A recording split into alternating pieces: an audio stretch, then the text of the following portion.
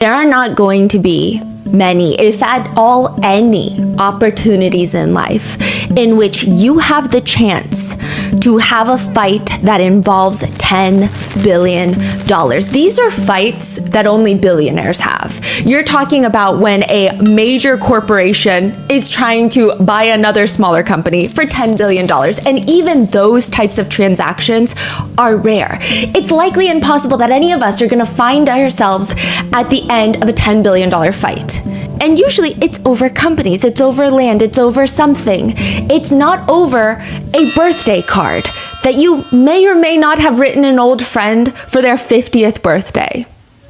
Slipped into page 165 out of a 200-something birthday book is this drawing of a silhouette of what is likely a woman's upper body. You can see the curves of the neck. There's no head. It's almost like a vase. And then the shoulders, there's no arms. You have these U-shaped little cups for the breasts and curves for the rest of the woman's body. And inside of the woman's silhouette, it's typed out. It's almost like if you were to read a script for something. It reads, voiceover. There must be more to life than having everything. And now it says, Donald. Yes, there is, but I won't tell you what it is. Jeffrey. Nor will I, since I also know what it is. Donald. We have certain things in common, Jeffrey. Jeffrey. Yes, we do, come to think of it. Donald. Enigmas never age. Have you noticed that? Jeffrey. As a matter of fact, it was clear to me the last time I saw you. Donald. A pal is a wonderful thing. Happy birthday, and may every day be another wonderful secret. Signed, Donald J. Trump, with Trump's signature appearing to be the pubic hair of the silhouette of the woman. So it's at the very end, and it's written in a way where it's insinuated that it's pubic hair. For this that has been made public, Donald Trump, the president, sues Wall Street Journal for $10 billion. He posts on Truth Social, the Wall Street Journal printed a fake letter supposedly to Epstein. These are not my words, not the way I talk, and also I don't draw pictures. I told Rupert Murdoch it was a scam and that he shouldn't print this fake story, but he did, and now I'm going to sue his ass off, and that of his third-rate newspaper. There are close to 250 pages of this birthday book released to the public, and it feels like an evidence file. I don't know if it's the way that things are scanned, but it doesn't feel like an innocent ode to Epstein's 50th birthday. These are back from 2003, just to clarify, but it feels less like a birthday tribute and more of a, hey, maybe every single person in this book should probably just go to jail as a precaution. What is a birthday book? It was put together by Ghislaine Maxwell, who had reached out, and she said that Jeffrey Epstein also reached out to a bunch of his good friends, and they all contributed a letter or photographs or stories and memories that they wanted to share with Jeffrey Epstein that they've had with him. And she compiled it almost into this like scrapbook. So Ghislaine Maxwell did it as like a little birthday surprise? Yes. And there's a lot of big names in this book. And this book there's chapters in this book. There's contents in this book. There are chapters. Some of them are alarming. They just read children, girlfriends, scientist. It's a very alarming birthday book. These birthday cards were sent to Epstein before he pled guilty to any sex crimes, which is later in 2008. However, this is after Virginia Giuffre has been abused. This is after a lot of the victims say that was their time frame of the abuse. This is in the midst of when Epstein and Ghislaine are committing some of the most heinous trafficking crimes.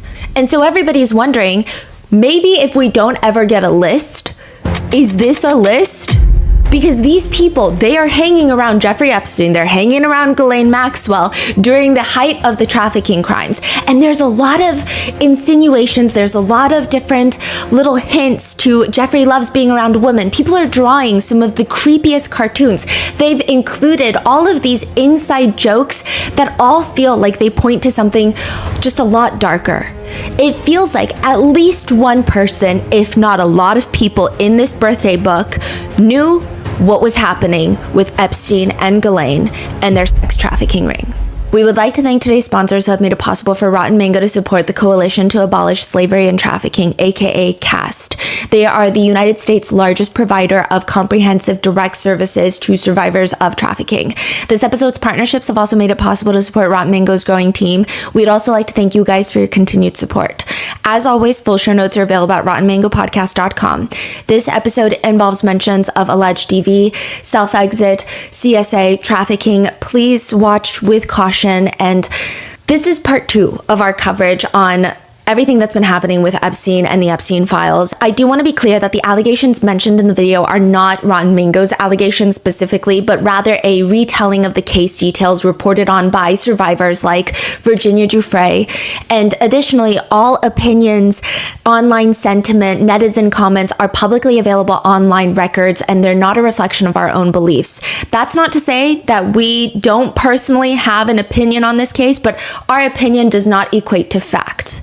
Please note, we are not accusing anyone of anything, and unless proven in the court of law in the United States, everybody is innocent until proven guilty. So with all of that in mind, I'm also going to leave a change.org petition in the description show notes and in the pinned comment, because a lot of the victims of Epstein and Ghislaine Maxwell, they have created a change.org petition because a lot of people in politics right now are arguing, well, we don't want to release the files because we don't want to risk any of the identities of the victims, or like we don't want to re-traumatize them. We don't want them to go through that. And the victims are standing up to say, no, we do. We survived this and we want this to be made public.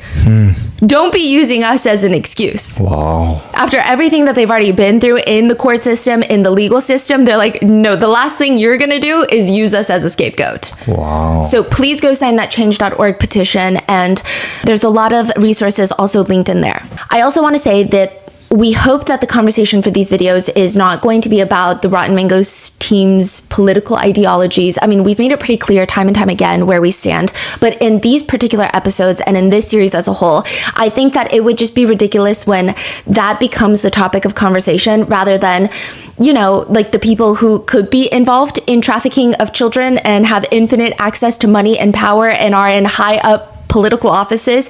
And I will say this is a very interesting situation where there are high-profile people from both parties that are being listed that keep coming up. Bill Clinton being from the left, Donald Trump being from the right. I think this is like one of the very few instances of recent history where both parties and a lot of people in America are pretty united in the sense of we want the Epstein files released. And I do think that there are a lot of incredible channels. Obviously, we're biased, so we watch certain ones that lean a certain way. But there are a lot of people who are giving their political opinions and giving a lot of political commentary of the Epstein files. I'm going to just try to make this a compilation of everything that we found online without inserting too much of our opinions into it, just so it's easier for you to consume. So with that being said, let's get started. 2016 was one of the nastiest presidential races in US history. Is that a fact? Probably not, I don't know, but it was really dirty. I mean, there is no other way to put it. The race between Donald Trump and Hillary Clinton was essentially a shit-slinging contest where everybody ends up covered in shit, including all of the Americans witnessing it, and we just had to walk around with shit on our noses while the whole world is watching us. It was the most ridiculous race of all time. At Trump rallies during the 2016 race, thousands of Trump supporters are screaming, "Lock her up," about a presidential candidate in regards to Hillary Clinton. There are reports that some people would leave their brains at home and come to rallies wearing Trump that bitch t-shirts, which, like, you can have your opinions about Hillary Clinton, okay, regardless of which side of the aisle you choose to die on. It's just not really a spectacular choice of attire in the name of fashion. There is a lot of discourse to be had with people, and again, not noting all of the political ideologies, but both candidates were incredibly polarizing people. Yet they were just polarizing and very much hated by the opposition. However, Hillary Clinton was hated for being a woman on top of everything else she was already hated for. Whereas Donald Trump, he was hated for all the things he was hated for, but he wasn't hated for being a man. Of course, Trump does not make this easier for Hillary Clinton. At the time, there was this huge discussion of misogyny, which I do think that that's a pretty soft word to put to this, but there, at one point, Trump retweets a post And that post reads, if Clinton can't satisfy her husband, what makes her think she can satisfy America? He did later delete it, but now in 2025, people are thinking back to this moment, and it's starting to feel a little bit different. Because the new conspiracy theory in America, or joke if you will, is that Donald Trump and Bill Clinton were having a salacious affair that Jeffrey Epstein knew about. In the US, we like to make little acronyms for things. Perhaps it makes things sound more approachable. Instead of saying the Supreme Court of the United States, we say SCOTUS, or FLOTUS for the First Lady of the United States, or POTUS for the President of the US. It sounds softer, rather than saying, this is a really old man with the nuclear codes. It sounds more approachable, shorter, POTUS, right? A new acronym has now entered the conversation, THROTUS. It is a play on POTUS and throat, because the new conversation is that Donald Trump gave throatus to former President Bill Clinton. Joke meaning that it's probably untrue, it probably is in bad taste, potentially. I'm also not saying that this happened, and I'm definitely not here defaming the most powerful people in the country because that would be unhinged behavior. There is an email that has been released by the House Oversight Committee between Mark Epstein and Jeffrey Epstein. Jeffrey Epstein has a brother named Mark. Mark is emailing Jeffrey Epstein in 2018, so this is 1 year before Jeffrey Epstein dies. How are you doing? A while back, you mentioned that you were pre-diabetic. Has anything changed about that? What is your boy Donald up to now? At this point, it's 2018, so this is during Donald Trump's first presidential term. Epstein responds, all good, Bannon with me. So Steve Bannon is going to be a name that comes up very frequently during all of these Epstein files if you're starting to get into sorting through them. Steve Bannon was Trump's former chief strategist. He later had a falling out with Trump briefly. At one point, Trump does start calling Steve Bannon Sloppy Steve. I think they're buddy-buddy again. It's unclear. I feel like there's a lot of hot and cold in the administration, so I can't even tell you how someone feels about another party. Steve Bannon was in jail for a good 4 minutes. Also, a lot of these people have been in jail. 4 months, but same thing, 4 minutes, 4 months. Something notable is that January 5th, Steve Bannon goes on a podcast and he says, Wait, quote, January 5th of this year? No, Oh. January 5th. He goes on a podcast and he says, All hell is going to break loose tomorrow. tomorrow is January 6th. The comment leads Bannon to be subpoenaed during the investigation into the January 6th insurrection. Bannon shows up and is like, hey, so I don't have to tell you guys anything. And the long story short story version is that Congress is not having it. They throw him in jail for contempt. When he starts serving his sentence, he dramatically calls himself a political prisoner, quote, but I am proud of going to prison. Oh, so that's what the 4 minutes is for. Yeah, for the 4 months. And also he's proud of it. But at the same time, it has been reported that he was calling every single political connection that he could get on the line to try and shorten his sentence, and asking everyone is probably a gross exaggeration, but I'm sure he asked a lot of people. After 4 months, he walks out of there as if he had just gone to war. And he states publicly, the 4 months in federal prison, not only did it not break me, it empowered me. I am more energized and more focused than I've ever been in my life. So there is also a book called The Devil's Bargain, and on the cover of it is Trump and Steve Bannon. And in my personal opinion, the cover of the book looks like two best friends in a room and they might kiss. The important takeaway of this is not the perceived sexual tension between Steve Bannon and Donald Trump. It is that Steve Bannon was a huge reason on probably why Trump was successful in his 2016 run to the White House. That's how a lot of people feel. Steve Bannon has always been a pivotal part of Trump's official and unofficial team, and he's seemingly very close with Epstein up until his death, even in the years leading to his arrest. There's emails from 2018 that indicate that Epstein was with Steve Bannon during that time. Epstein responds to his brother in this email about this pre-diabetic condition, and he writes, all good, Bannon with me. Mark Epstein responds, ask him if Putin has the photos of Trump blowing Bubba. Who is Bubba? A Reddit post from 12 years ago, pre-Epstein becoming public era. A Reddit post reads, why is Bill Clinton's nickname Bubba?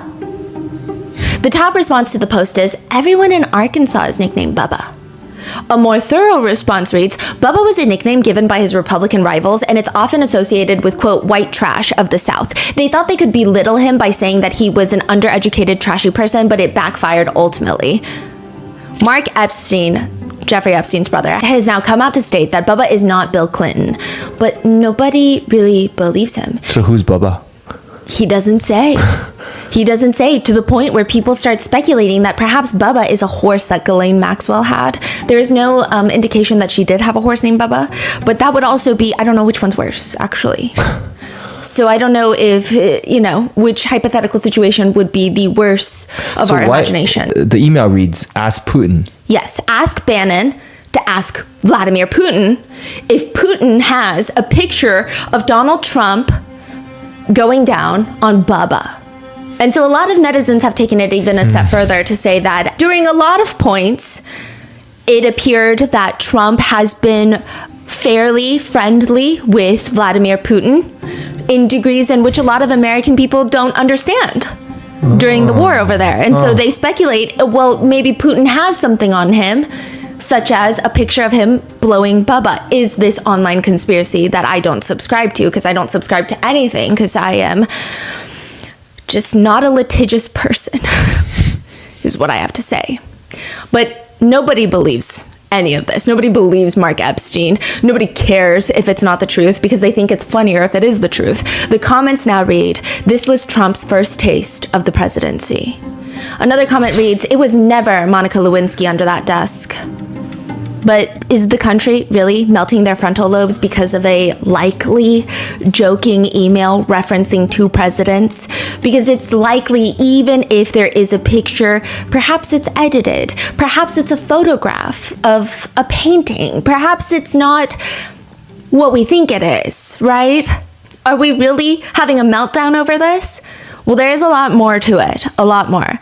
Like how for Epstein's 50th birthday party, both Trump and Clinton are rumored to have submitted their letters for Epstein, wishing him the happiest half century of life. There's not a lot of ways to make a birthday present feel ominous or creepy, but this birthday book feels like evidence. I wish I could go page by page with you, because every page that we were studying, the RM team and I, we felt like we could spend a day deep diving into every single page in this behemoth of a birthday card. Just send a gift card next time. Some of the well wishes start off a little bit more normal. One of Epstein's friends asks their house astrologer, because they all just have these people laying around that they pay, a house astrologer, about what to make of Epstein. And that gets included in his 50th birthday book. The analysis from this house astrologer reads, a fiercely intelligent, highly complex individual for whom the accumulation of great wealth is no problem, prefers working in private, or better yet, utter secrecy, emotionally complicated, can run hot and cold, can lose interest in the blink of an eye, and as an added bonus, beat the current masters at their own game. That's in the birthday card. Other people have included pictures of Epstein that they like. Like one of him is in a darkly lit bathroom. The walls appear to be covered in like a dark colored wood.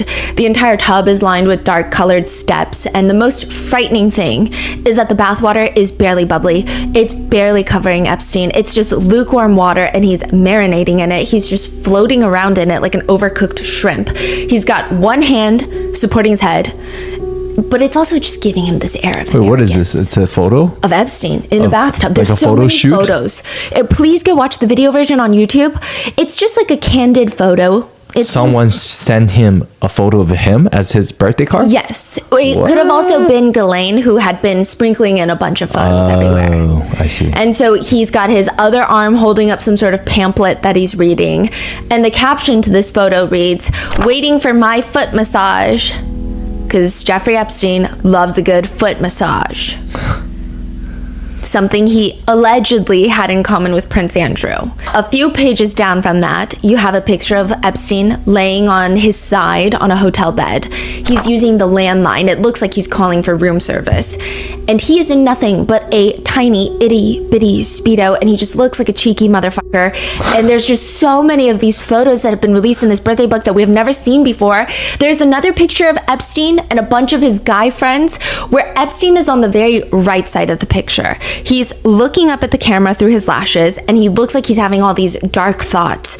And the accompanying message reads, Almighty Jeffrey began to get that look in his eye. He was cooking up something either evil or at least deadly. I always hoped he wasn't spurred to action by my action. The unforgivable, immortal sin of getting married. So this is a picture of Jeffrey Epstein at his friend's wedding, and he looks pissed off and he looks annoyed. There's just Wait, so this is released recently? Yeah. Oh. Yeah. Oh, I see. Yeah, it's recently. And these are things, because I know, by the time you're watching this, it's been probably a few days since the pictures were released. The new pictures of Epstein's Island. There's a picture where there's like a dentist chair and all of these face masks that are hanging on the wall. Some people are speculating that there were recording devices behind the face masks. Some people are just confused at what this man's, I don't even want to call it eclectic, but just like weird style is. There's meeting rooms where there's words on the chalkboard that are like power, wealth, deception. It's just what kind of meeting are you having in this room? There's a few other very creepy, unsettling pictures, but I would say that I don't know if these are even creepier than his Manhattan townhome pictures. These are kind of what people that have been tracking the Epstein files or the Epstein case for a really long time are expecting his properties to look like. But this birthday book, when it was released, it was just fucking shocking. I don't think anyone expected this. Do you know like all the people who rode all the cars? Like are they addressed there, put their name on there? Yes. So a lot of people have put their names on there, and there's a lot of high profile people in there. There's a lot of Nobel winning scientists. Yeah, there's big names in there. There's a few billionaires in there signing their names. And then you have a bunch of people who knew Epstein from a while back. I tried to trace down everyone whose name was, I could read and decipher their names. A lot of these people have like the worst handwriting in the world. And most of them are very well known, very prominent. And if not, they're still very wealthy individuals. Like they would be real estate moguls in Dallas. They're maybe not a billionaire, but they're still very prominent figures in their communities. So lots of high-powered people. And there is just a lot of humor in this birthday book that doesn't seem that funny, but I guess to them it's hilarious. One is written by Epstein's childhood friend, and this is before Epstein only hung out with people that make 8-9 figures a year.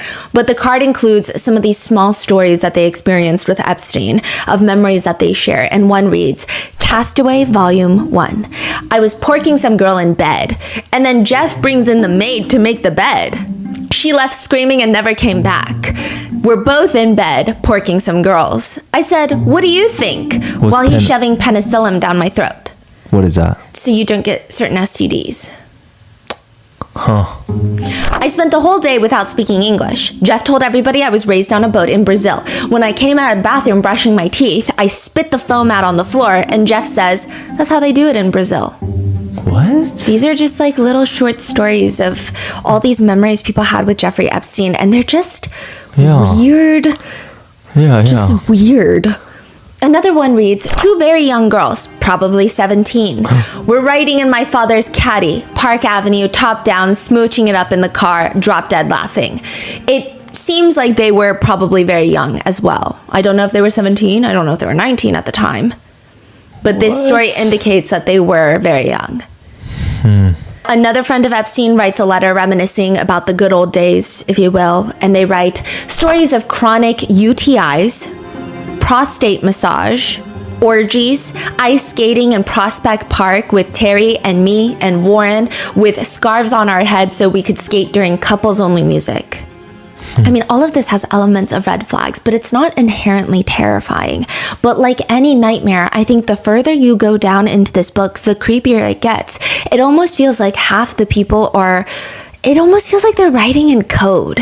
A lot of inside jokes that are hard for third parties to grasp, but they feel sinister. And some of the more terrifying pictures come from around page 114. Epstein has what appears to be like a woman stalking over his head. So it's pretty see-through, but it's kind of smushing his facial features together, but you can see his face, and he's holding a gun, or what appears to be a gun, in his hand. He's got one buddy next to him who's wearing a ski mask with just the eyes cut out, and the accompanying message reads, "Finally, at the home of our friend." Let's call him Mr. Brown. Jeffrey unveiled his plan. To some, it may have seemed to get rich quick scheme, but to me, it was pure genius. Rob and kill was the name of the plan. The first victim, redacted. So this is redacted before it's released. I'm assuming it's a victim's name. The first victim to be attacked and brutally plundered. Parentheses. Would she want more than that? What is wrong with these people? What is going on here? On the boardwalk in Venice Beach, broad daylight, the dastardly thieves were never caught. And then they write in the next paragraph, I retired from, quote, the life, but I recently read an article in New York which led me to believe that my old friend, Mr. E, had continued on and become an industry leader. An industry leader in the kill and get rich quick scheme that they were just referencing? Rob and kill is the name of the plan? Then another letter goes all the way back to when Epstein was born. The letterhead reads, from Johnny Boy Kafka. Dearest Jeff, 50 years old, you really have had an amazing life. Amazing because of where it started and when it started. Paula and Seymour are Jeffrey Epstein's parents. And this guy goes into just write in really crude detail of how Epstein's dad did things to Epstein's mom to conceive and get her pregnant with Jeffrey Epstein. Yeah. And then he starts writing about the time that they both had their first times with a woman. And Kafka writes, my first was I spent the summer with Lloyd and Andy working at Playland Arcade. It was with Lloyd's girlfriend. Then he just goes to lay it on thick for Epstein, writing things like, never worried, always confident. That aspect of your personality, of course, coupled with your brilliance and intellect is what made you who and what you are today. That don't give a shit attitude, your calculated aloofness, your sense of humor, and most importantly, that confidence came to you early on. You began to realize you could get away with shit, that chicks and people in general were schmucks. You sensed that you were sharper and more astute than most, especially the ones who had women, money, position, and power. This is just a childhood friend? Yeah. So now you're 50. No sweat, Jeff. You look great. You're probably in the best shape of your life and you're not slowing down one bit. There's not a day that goes by that I don't think about you. So Jeff, even though we don't speak that often and our lives don't intersect, you really are a part of me and I will always be grateful for the great times we had. You don't know it, but you're my kid's role model. I will always have the fondest memories of our past, and I can honestly say that they were the best years of my life, even though I could never get laid. Eternally and with love, Johnny Boy. But most terrifying is that this birthday book has an entire chapter dedicated to, quote, children. And these were written by children that a lot of netizens have been speculating are his ex-girlfriend's children. Ex-girlfriend being somebody that is now probably worth like billions of dollars. So I don't even think we should name them because there's no way to prove that these are their children. Their faces are blocked out, but there is writing that seems like the children are writing things like Uncle F, and it has been stated in a lot of documents that the children of his ex-girlfriend, please go watch the last episode, they would call him Uncle F. So Jeff, but without the J. But there are a lot of pictures. There's a whole page of a child that's probably under 10, and she's playing the piano, she's posing in her pajamas. I mean, it's hard to tell if there's anything sinister about the pictures. I don't think that there are, because, you know, there are necessary redactions being made. I don't think anything is inherently terrifying, except the fact that these are for Jeffrey Epstein. I just can't imagine gifting someone pictures of my child for their 50th birthday, unless it's a relative, which even then, I feel like my relatives would say, hey, thanks, I love your kids, but can I get a gift card instead? Like, I don't really care for these pictures like that. Why would you want your child to write letters to Epstein? In one disturbing child drawing, there are 5 people crying at the top, and the caption reads in giant crayon scribbles, "Here comes the bride, all dressed in white. Where is the groom? He's in the ladies' room." What? Yeah, and right under that, you have a children's drawing that I feel like could end up in some sort of child psychology textbook. You see 3 figures, 2 adults and 1 child. The 2 adults look like they're about to dance. They're facing each other. The adult on the left has the shadow of another child inside of them. So is this person pregnant? They eat the child? I don't know. I mean, this is, I guess, artistic expression. It's up for interpretation. And then you have a small child dancing in between them. And then in another hand-drawn picture, which appears to be done by crayons, it's unclear if this was done by a child or an adult. You see an adult playing a grand piano, like a Steinway perhaps. And behind them are these windows with these thick green curtains, which a lot of people have been cross-referencing with multiple of Jeffrey Epstein's properties, and it could be plausible with multiple of them. There are rows and rows of these plush-looking pink chairs, almost like the ones that you would see at like a wedding banquet. And they're all lined up with what appears to be other adults sitting on those chairs watching the pianist. But at the feet of the piano on the ground, there is a little child just laying on the ground. The card with it reads, "Jeffrey, look at this drawing. Picture the scene without the audience. The girl sleeping on the floor, I believe, had shorter hair then. Does it bring you back memories?" That is creepy. Wow. Yeah. Because I also feel like people are assuming that none of this is going to be made public. If there was a funny situation where, hey, remember your best friend's kid fell asleep because your piano skills were so bad, and then they started farting it up while they were asleep, like, I feel like you would write about it. This is so cryptic that it's just weird. Yeah. Wow.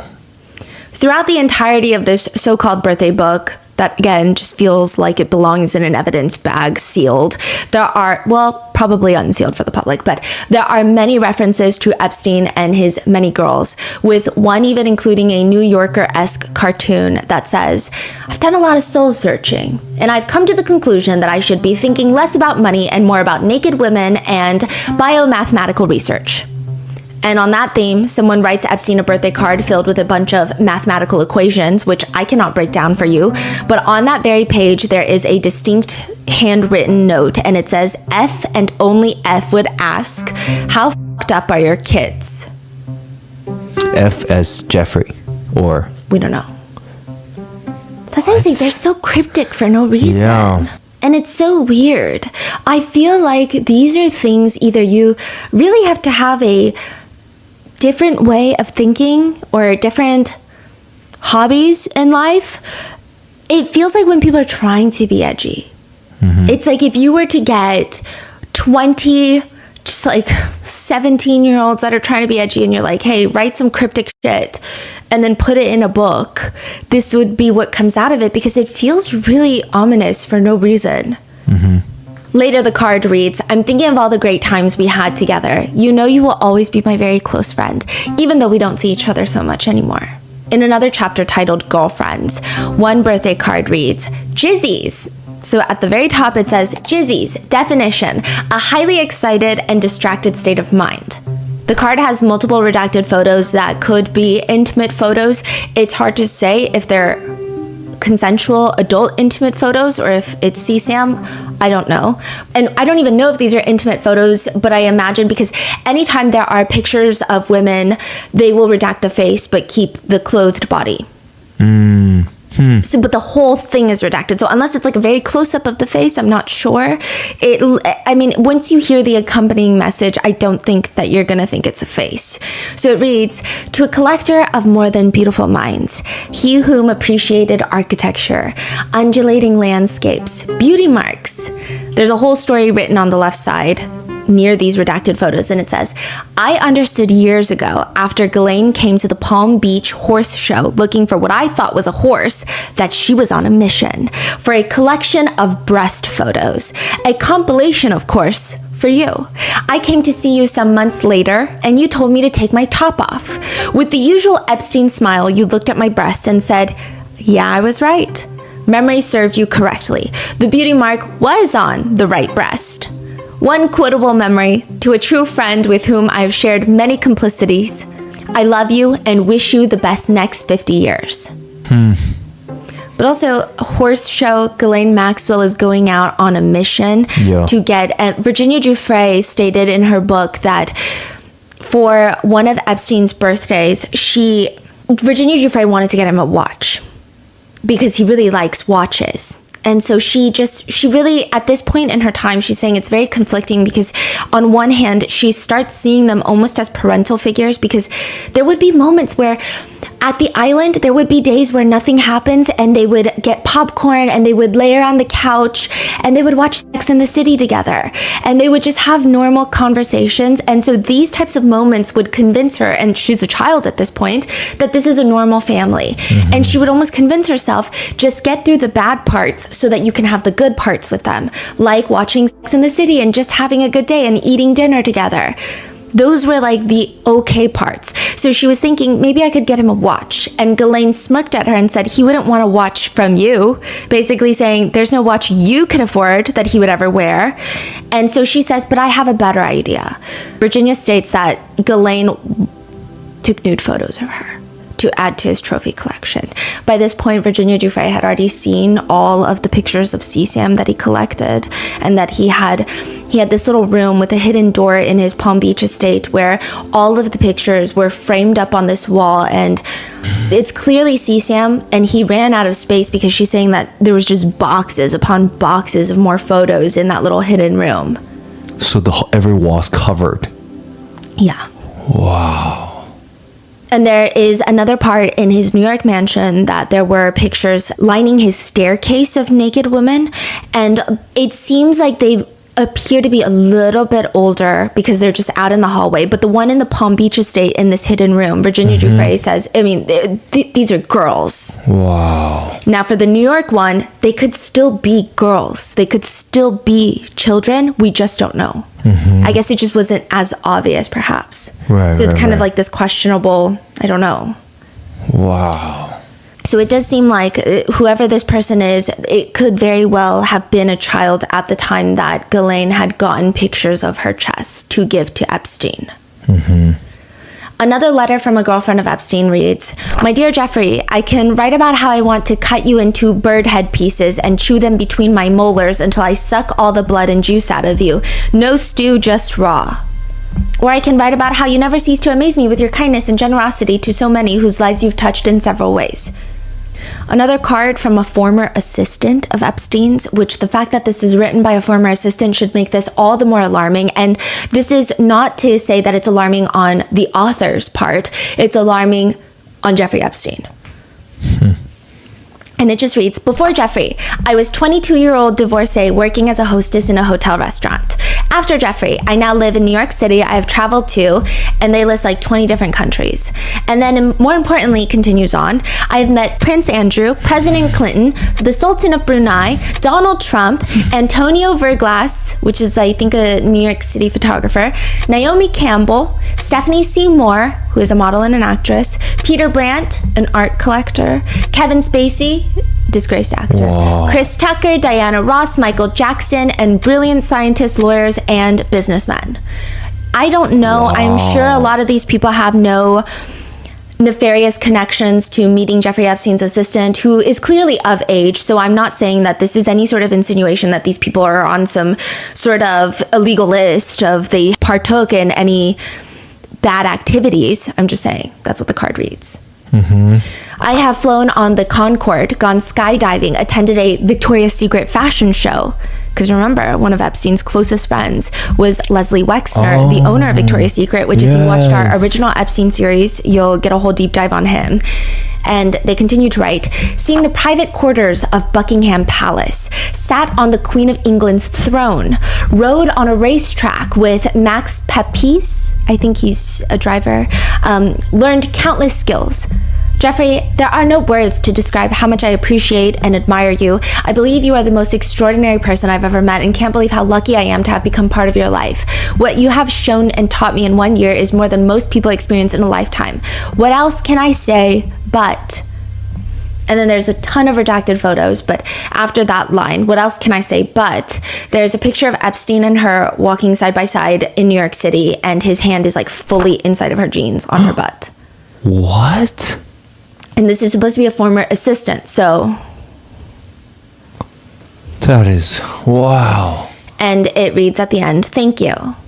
After the birthday book is released, the fallout is instant for some people. In London, the ambassador to the United States, so this is a UK politician for the Labour Party that is the US ambassador, Peter Mandelson, is under fire. The Foreign Office Minister in the UK is debating what to do about Peter. And finally, the judgment does come down. The Foreign Office Minister in the UK releases a statement.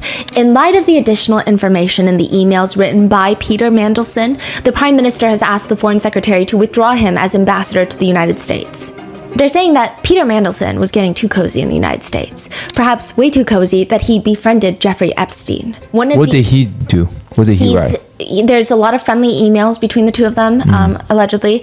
And allegedly, he wrote a note for Jeffrey Epstein's birthday book. It's actually one of the more explosive pages from the birthday book. The first page reads, "Once upon a time, an intelligent, sharp-witted man they call, quote, mysterious, parachuted into my life." And it's a picture of Epstein parachuting. Like photoshopped? No, like a real photo of him parachuting. You would spend many hours just waiting for him to turn up. And there's a picture of Peter Mandelson just looking out the window, waiting for Epstein, I guess. It's like a storybook. And then another caption, "And often, no sooner were you getting used to having him around, you would suddenly be alone again. He would leave you alone with interesting friends to entertain instead, or just some dogs to keep you company, although he wasn't always so keen on them." There's pictures of Peter and Epstein on Epstein's island, with the story continuing, but then he would parachute back in very occasionally, taking you by surprise in some far-off places, or in one of his glorious houses he likes to share with his friends. Yum, yum. I don't know what yum yum means, but the most damning part of this birthday card from Peter Mandelson is a picture of Peter and Epstein on Epstein's porch, or it appears to be Epstein's porch. Peter is in a white bathrobe, listening to Epstein talking with a giant smile on his face, and Epstein is fully clothed, leaning forward, just yapping away. So these are all very powerful people, right? Yes. He's clearly very powerful. Yes. But they talk about him in these letters like they're trying to suck up to him. Yeah. They're like looking up to this guy, like, you parachuted into my life and changed wait my life. for you. Yes. And you vanish and you leave me. Exactly. That is so alarming. And there's an air of secrecy in all of these letters. It's weird. It's like, what do you mean interesting friends? Who is he leaving you with? And clearly, I mean, he's rich. None of these people needs money. No. I mean, some of these people that wrote cards to him are richer than him. Exactly. And they're high political power people, but they still talk to him in this manner, which is crazy. Yeah. The political fallout is pretty instant for Peter Mandelson, but also for others like Alexander Acosta.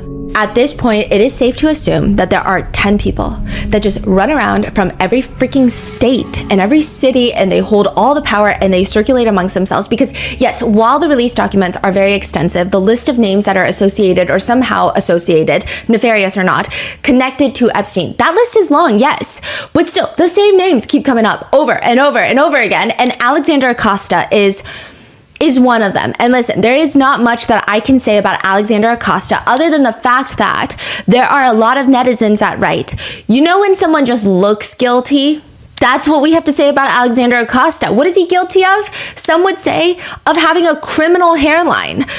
But that sounds a little mean, so I'm not the one saying it, but I'm just saying his hairline is kind of wacky.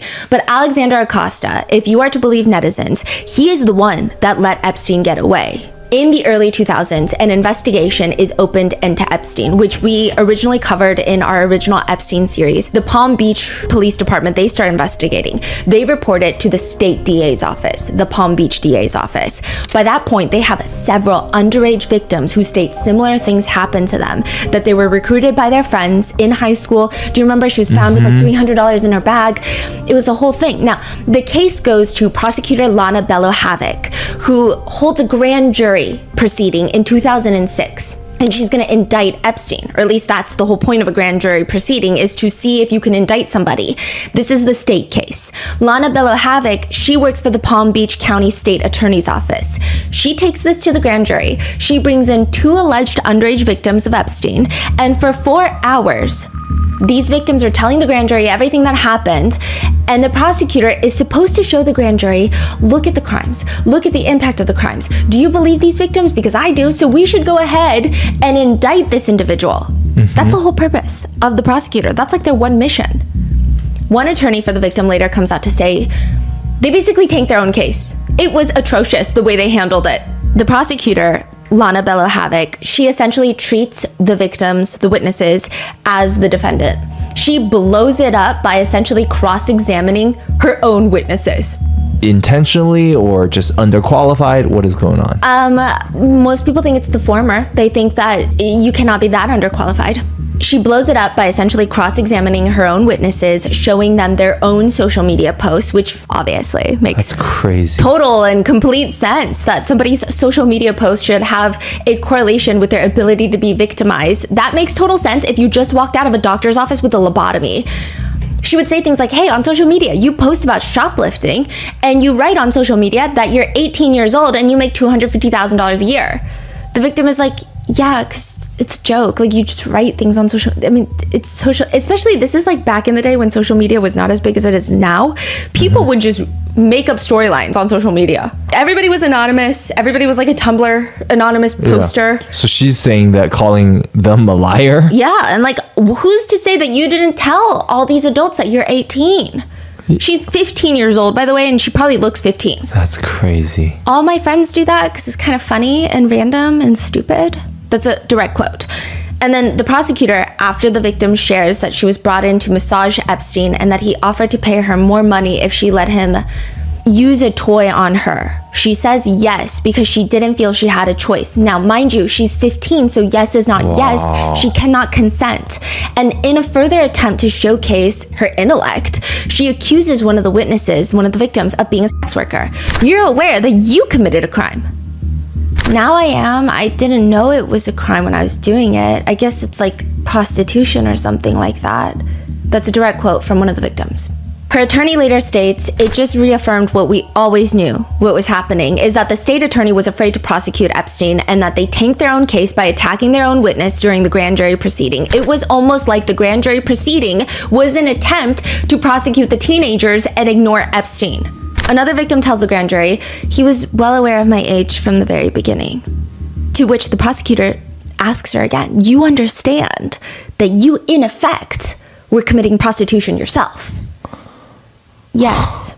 What happened after that? So because this is like the most horrendous grand jury proceeding, the panel returned a 1-count indictment for solicitation of sex work that does not specify that the victims were minors. So this is like nothing. You go to a brothel in a state where brothels are not legal and you're a John. Epstein gets arrested for that one state charge. He gets booked and then promptly released on bond because this is like nothing, especially in the state of Florida. And the only good person in this entire story is the Palm Beach police chief. He's pissed about the whole thing. He witnessed this whole thing. Yeah. He calls the FBI. He's like, nope, I'm not doing this. Hey, Florida can't do it. So can you bring in the feds, do something? The FBI opened an investigation. They find 34 confirmed minors. And when I say confirmed, the minors are all sharing their stories of, it's hard to say legally confirmed because you'll see why. Confirmed minors who report that they were victimized by Epstein and Ghislaine. They find a ton of pictures in Epstein's house as well, like the CSAM. The case goes to the feds in the state of Florida, and it's led by none other than, at the time, U.S. Attorney of the Southern District of Florida, Alexander Acosta. Appointed by then President George W. Bush. He was at least initially known for being aggressive on high-profile cases, specifically dealing with the cartel. But nobody will remember him for any of that. They will remember him for what happened to Epstein, because it will come back to haunt him probably for the rest of his life, and it honestly should. One victim tells the Miami Herald that Epstein was preying on 14-year-old girls without homes, without parental figures. They were in rough situations. Ghislaine could just sniff them out. She was just preying on them to bring them to Epstein as some sort of gift or a product. And these kids, they're 14 years old. So they're telling Alexander Acosta and the feds all of this. What do the feds do? What does Alexander Acosta do? He goes to Epstein and offers him a deal, a plea deal. Now, plea deals are not in itself negative. A lot of victims will say that they actually appreciate plea deals because they don't want to go through the stress of going through a trial. The most important thing is the prosecutors work with the victims. They never present a plea deal without telling the victims first. Ah, I see. Yes. Now, I don't think a lot of people have been calling this a sweetheart deal. I don't even think sweetheart does this situation justice. It's basically a get out of jail free card with potentially unlimited uses because Ghislaine in 2025 wants to use this card now. She thinks this is a Costco card. She thinks this is like a day pass to a spa. She thinks this is a free use coupon. What does she want? Oh, okay, I'm going to get into it, but she's saying that this specific deal should make it that she cannot be in jail right now. Prison. Allegedly, there were multiple meetings between Epstein's defense attorneys and Alexander Acosta at hotel breakfast restaurants. Now, Epstein had two main defense attorneys working. Alan Dershowitz was one of them. And then the other guy, he worked for this massive law firm where Alexander Acosta was previously a partner. So I'm assuming that they at least know each other or they run in the same circles or they're best buds. We don't know, right? It may seem that they're all cozy with one another. And Acosta offers up what most people would say, a deal that's way too good to be true. I feel like if I heard anybody get offered this deal, I would say, I don't think so. I think it's way too good to be true. I think you're going to get screwed over. Unless you're a very wealthy man in America. Then for you, this is a reality. This is the minimum. Acosta identifies 36 underage victims, and he drafts up this massive 53-page indictment. 53 pages for the indictment. But instead of indicting Epstein, instead of discussing what the victims want to do or doing the right thing and taking this to trial and hoping that the judge throws the book at Epstein, Acosta proposes this. Hey, Epstein, plead guilty to state charges. 1 count of solicitation of sex work and 1 count of solicitation of sex work with a minor under the age of 18. What? That's it? Now, this is where the deal gets even sweeter. It's like sickly sweet. I'm going to throw up. The deal stipulates that none of the victims will be notified of the deal. The deal will be kept under seal, and they will dismiss all the grand jury subpoenas, and it will be a non-prosecution agreement, which means that Epstein and his co-conspirators will avoid federal sex trafficking charges as long as he pleads guilty. So Ghislaine Maxwell is now trying to use this to appeal her conviction. This is in Florida. This is the Southern District of Florida. And then this is in 2008, 2009. Now, in 2019, Epstein is arrested in the Southern District of New York by a prosecutor that we know, Maureen Comey, that was working on the Sean Combs case, but now has been fired, all still connected to the Epstein case. Trump famously hates her father, and some people think that the timing of her being fired after she primarily worked on Epstein and Ghislaine Maxwell's case is odd. That's not what I'm saying. I'm just saying that's what people are saying. So Maureen Comey, they get Jeffrey Epstein in the Southern District of New York. Then they get Ghislaine Maxwell in the Southern District of New York. Epstein dies before he goes to trial. Ghislaine Maxwell is convicted and she's thrown into prison. Now Ghislaine is saying, hey, I'm actually part of Jeffrey Epstein's 2009 non-prosecution agreement, which means I can avoid federal sex trafficking charges.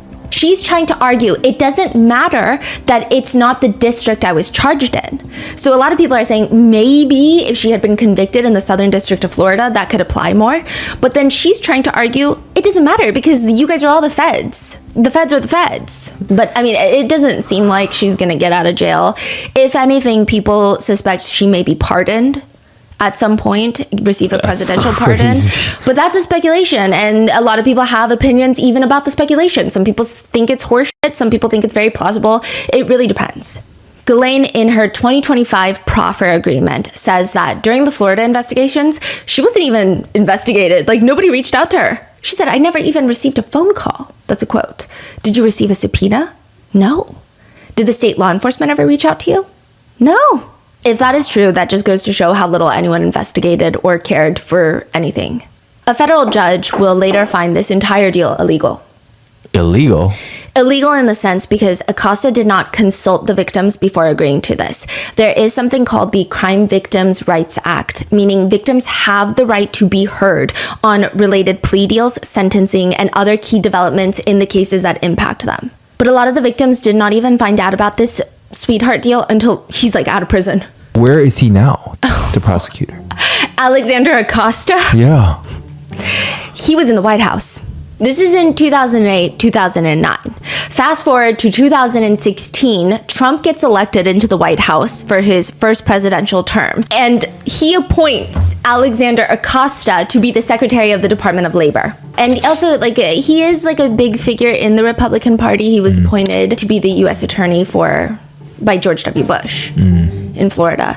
When he gets to the role, he proposes an 80% budget cut to the International Labor Affairs Bureau, which is the division that funds programs to combat child and human trafficking and forced labor. So there was a lot of drama there. In 2019, Acosta is questioned about giving the world's most unheard of deal to Epstein, in which he says, "I wanted to help the victims." So many of the victims have come forward to say, hey, so we are so traumatized by that deal. Genuinely so traumatized. Because nobody consulted us. We lived in fear for the rest of our lives. He got off with a slap on his wrist, and most likely he was victimizing new girls afterwards. So they're like, that was the most terrifying thing of our lives. But Acosta is like, no, I was helping the victims. That's why we intervened. And that's what the prosecutors of my office did. They insisted that he go to jail and put the world on notice that he was and is a sexual predator. He said that if they went to trial, it would have been a roll of the dice because back then things were different. Quote, "Today we know a lot more about how victims' trauma impacts their testimony. Our juries are more accepting of contradictory statements, understanding that trauma-impacted memories work differently. And today, our judges do not allow victim shaming by defense attorneys." Which, that is not true. He also tries to use the victims as scapegoats, saying that they were refusing to testify, and some of them were even exonerating Epstein. She talks about the victims being scared and traumatized, refusing to testify, and how some victims actually exonerated Epstein. He goes on to shift the blame to the state attorneys, saying, and this is a personal opinion here, but both of them could just spar it out in an arena. I could not care less. But the former state attorney is like, no, it's you. Okay, more or less, he accuses Acosta of trying to rewrite history. And he says, no matter how my office resolved the state charges, the U.S. Attorney's Office always had the ability to file its own federal charges. If Mr. Acosta was truly concerned with the state's case and felt he had to rescue the matter, he would have moved forward with the 53-page indictment that his own office drafted. Which, I don't know why you're on a high horse. You guys are both, in my opinion, idiots. Acosta then tries to argue, I gave him the plea deal because I didn't think that the trial, it would have been risky. But he says, you know that work release program where for 13 months he had work release, so he was basically not in prison? That was BS. That's what Acosta says. And so this work release was complete BS. And I've been on record as far back as 2011 saying that it was not what was bargained for and it was not what we expected. Look, no regrets is a very hard question. And so you always look back and you say, what if? We did what we did because we wanted to see Epstein go to jail. He needed to go to jail. And that was the focus. A lawyer for one of the victims has come forward to say, unbelievable, ignoring the facts of what actually occurred 12 years ago, doing his best to put a good light on a bad deal. It's been reported that Acosta has privately reached out to political allies for PR help about this whole debacle. And in another statement, Trump states about Acosta. And what I do know is that he's been a really great Secretary of Labor. The rest of it we'll have to look at. We'll have to look at it very carefully. But the scandal becomes so bad that Acosta is more or less forced to resign. And Trump says, quote, I feel very badly, actually, for Secretary Acosta because I've known him as being somebody that works so hard and has done such a good job. I feel very badly about that whole situation. He felt the constant drumbeat of press about a prosecution which took place under his watch more than 12 years ago was bad for the administration, which he so strongly believes in, and he graciously tendered his resignation. That was him, not me. Trump says Acosta will always be a great, great secretary, tremendous talent. He went to Harvard, a great student.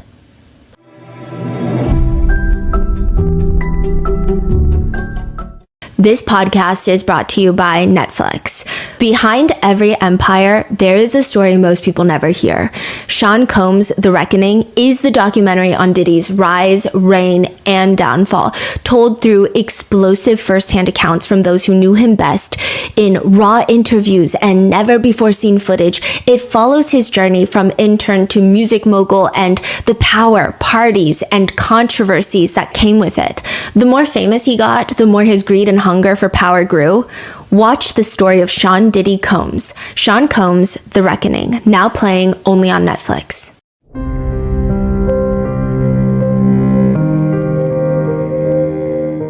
Decision fatigue can get so real. I remember when we were first starting our small business, I first heard the phrase decision fatigue, and suddenly I just had the exact phrase to describe the most persistent feeling I was getting. Every small decision fell on our shoulders as small business owners, and it just got very discouraging. Thankfully, we had Shopify. Decision fatigue can be the worst as a small business owner, but the commerce platform Shopify can help in a very big way. Shopify's point of sale system brings together in-store and online operations across up to 1,000 locations. Endless aisle, ship to customer, buy online, pickup in store. It's all made simpler for shoppers and helps staff have the tools to close the sale. Plus, a report from EY found that businesses on Shopify POS saw 22% better total cost of ownership. Although our first small business was for Grandpa Mingo's limited edition artwork, we have a project in the works that will alone demonstrate just how great Shopify is for small business owners and for small business shoppers. Get all the big stuff for your small business right now with Shopify. Sign up for your $1 per month trial and start selling today at shopify.com/rotten. Go to shopify.com/rotten. Shopify.com/rotten.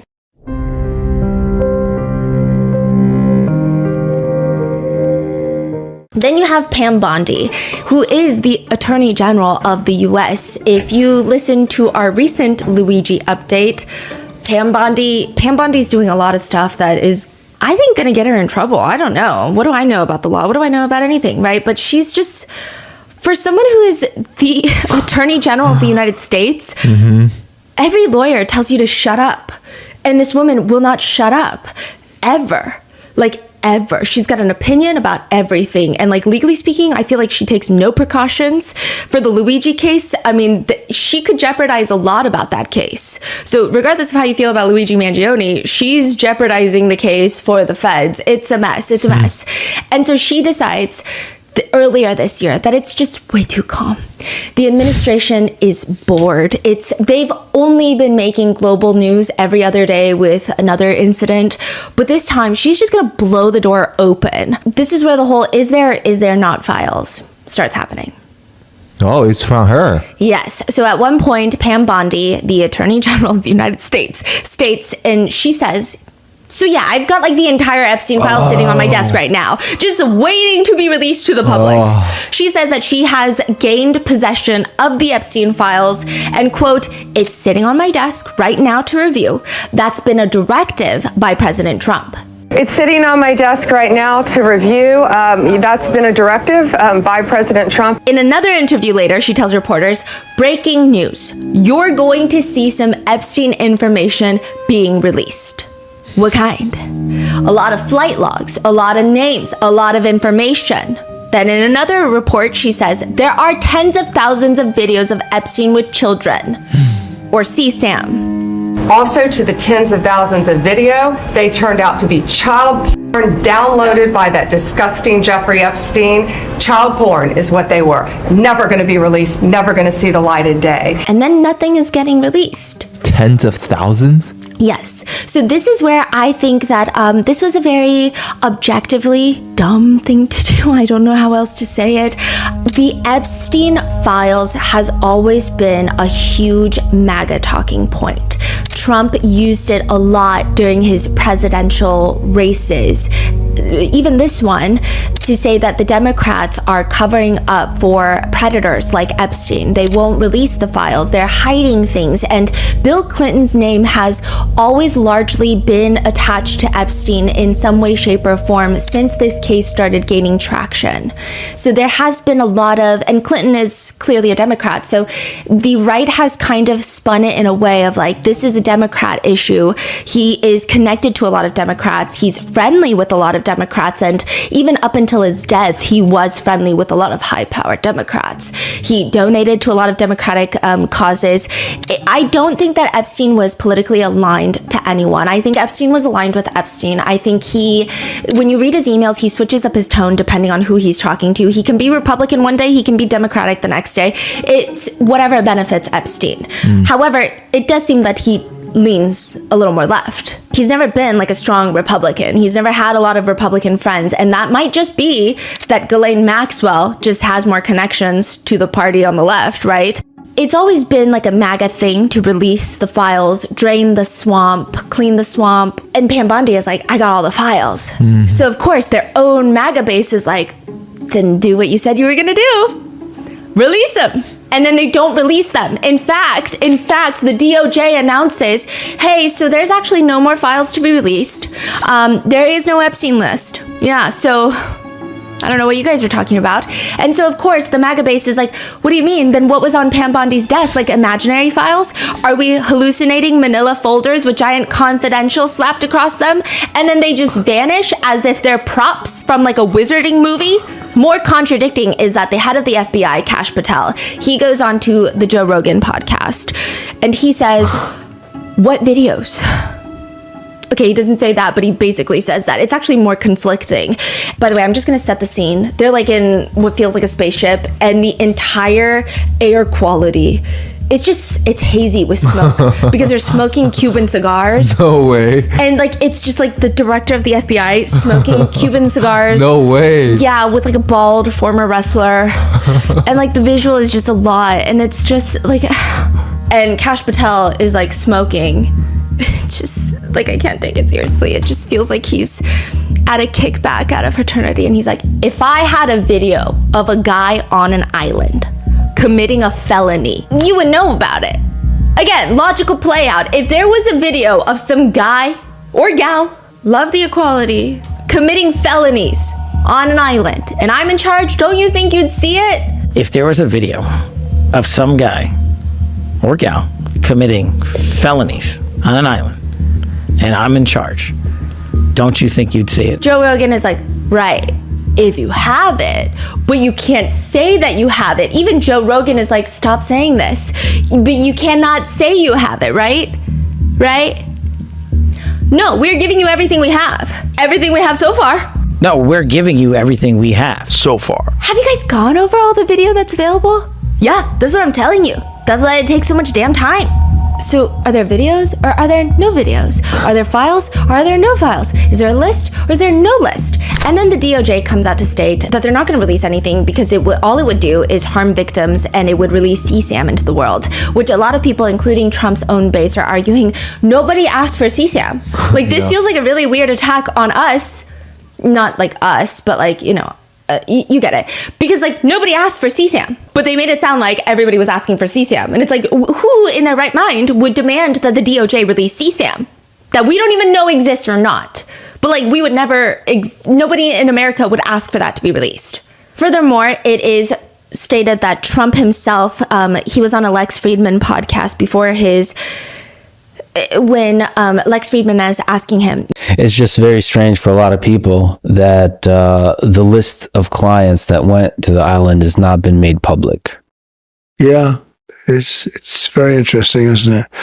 Probably will be, by the way. Probably. So if you're able to, you'll be... Yeah, I'd certainly take a look at it. So is there a list or not? Now, MAGA has a full-blown meltdown over this, with some in the MAGA base even turning on Pam Bondi, saying that she lied. However, Trump does stand by Bondi at some point. He posts on Truth Social. What's going on with my boys, and in some case, gals? They're all going after Attorney General Pam Bondi, who is doing a fantastic job. We are on one team, MAGA, and I don't like what's happening. We have a perfect administration, the talk of the world, and selfish people are trying to hurt it. All over a guy who never dies. Jeffrey Epstein. For years, it's Epstein over and over again. Why are we giving publicity to files written by Obama, Crooked Hillary, Comey, Brennan, and the losers and criminals of the Biden administration, who conned the world with the Russia hoax? They created the Epstein files, and now my so-called friends are playing right into their hands. Why didn't these radical left lunatics release the Epstein files? If there was anything in there that could have hurt the MAGA movement, why didn't they use it? Let Pam Bondi do her job. She's great. A year ago, our country was dead. Now it's the hottest country anywhere in the world. Let's keep it that way and not waste time and energy on Jeffrey Epstein, somebody that nobody cares about. And thank you for your attention on this matter. So in one post, people are arguing, okay, so now you're saying that the Democrats wrote the files, but then you're saying, why didn't they release the files? But if they wrote it, but then also, like, let's say hypothetically the Democrats created these files and wrote it and forged it and lied about a bunch of Republicans being on there, why would they not have released it before Biden was out of office? Because it's not like a surprise attack that he was out of office. So they should have released it then, or like during the campaign, during the presidential race, they should have released it. So there has been argument about that.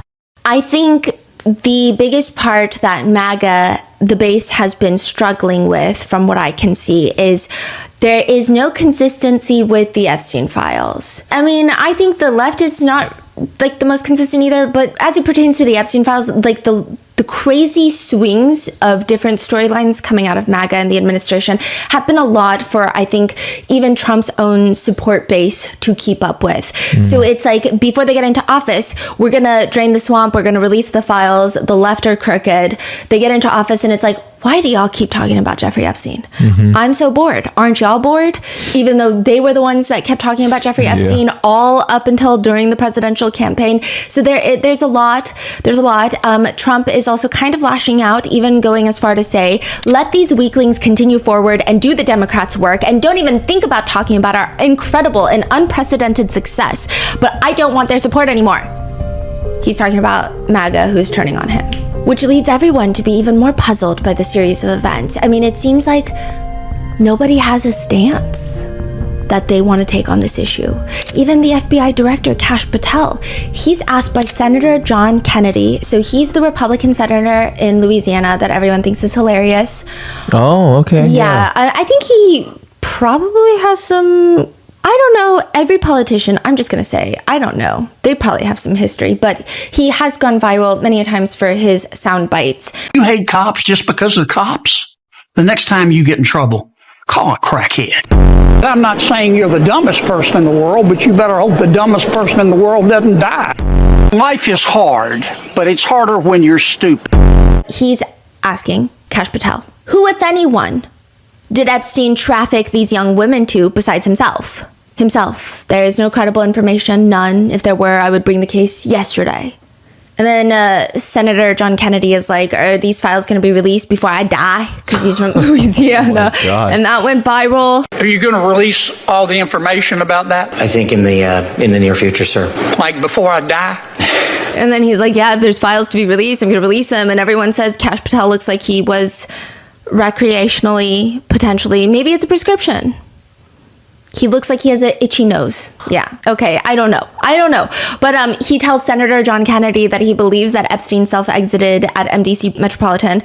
And that is not what he had previously said. Previously, Kash Patel said that something's not adding up about Epstein's death. So it seems like even about Epstein's death, they're like, this is weird. And then people had to remind a lot of, okay, this is just what netizens think. A lot of people were saying, I don't know, Epstein's death is very suspicious. Who probably has a lot to lose? Maybe the Clintons, right? And then, Epstein died when the Republicans were in the White House. So then people are like, wait. So then Kash Patel is like, maybe he did self-exit. I don't know if that's the reason he changed his tune, or maybe he was presented with evidence otherwise. I don't think he was presented with the evidence of the CCTV cameras, because remember how that got released? And I'm going to go into that in a little bit. But the CCTV cameras that are not even outside of Jeffrey Epstein's cell were released to the public to show that nobody went in there and offed Jeffrey Epstein. However, there's like a missing 3 minutes, and the metadata for the video, it's been edited, according to Wired. It's crazy. But the biggest problem is for both parties. I mean, you are constantly 2 people away from someone who is involved with Epstein. Steve Bannon, so this is Trump's strategist, messages Epstein about a documentary that they're making on Epstein. And he writes, can't redeem unredeemable. You are a lot of things which we will show, but you are not that. Some more context? Yeah, I mean, okay, a lot of these emails are lacking context, but it seems like Steve Bannon is saying the whole thing about the documentary is addressing you can't redeem unredeemable. And he's saying, you're a lot of things. And we're going to show all of those things in the documentary, but you are not that.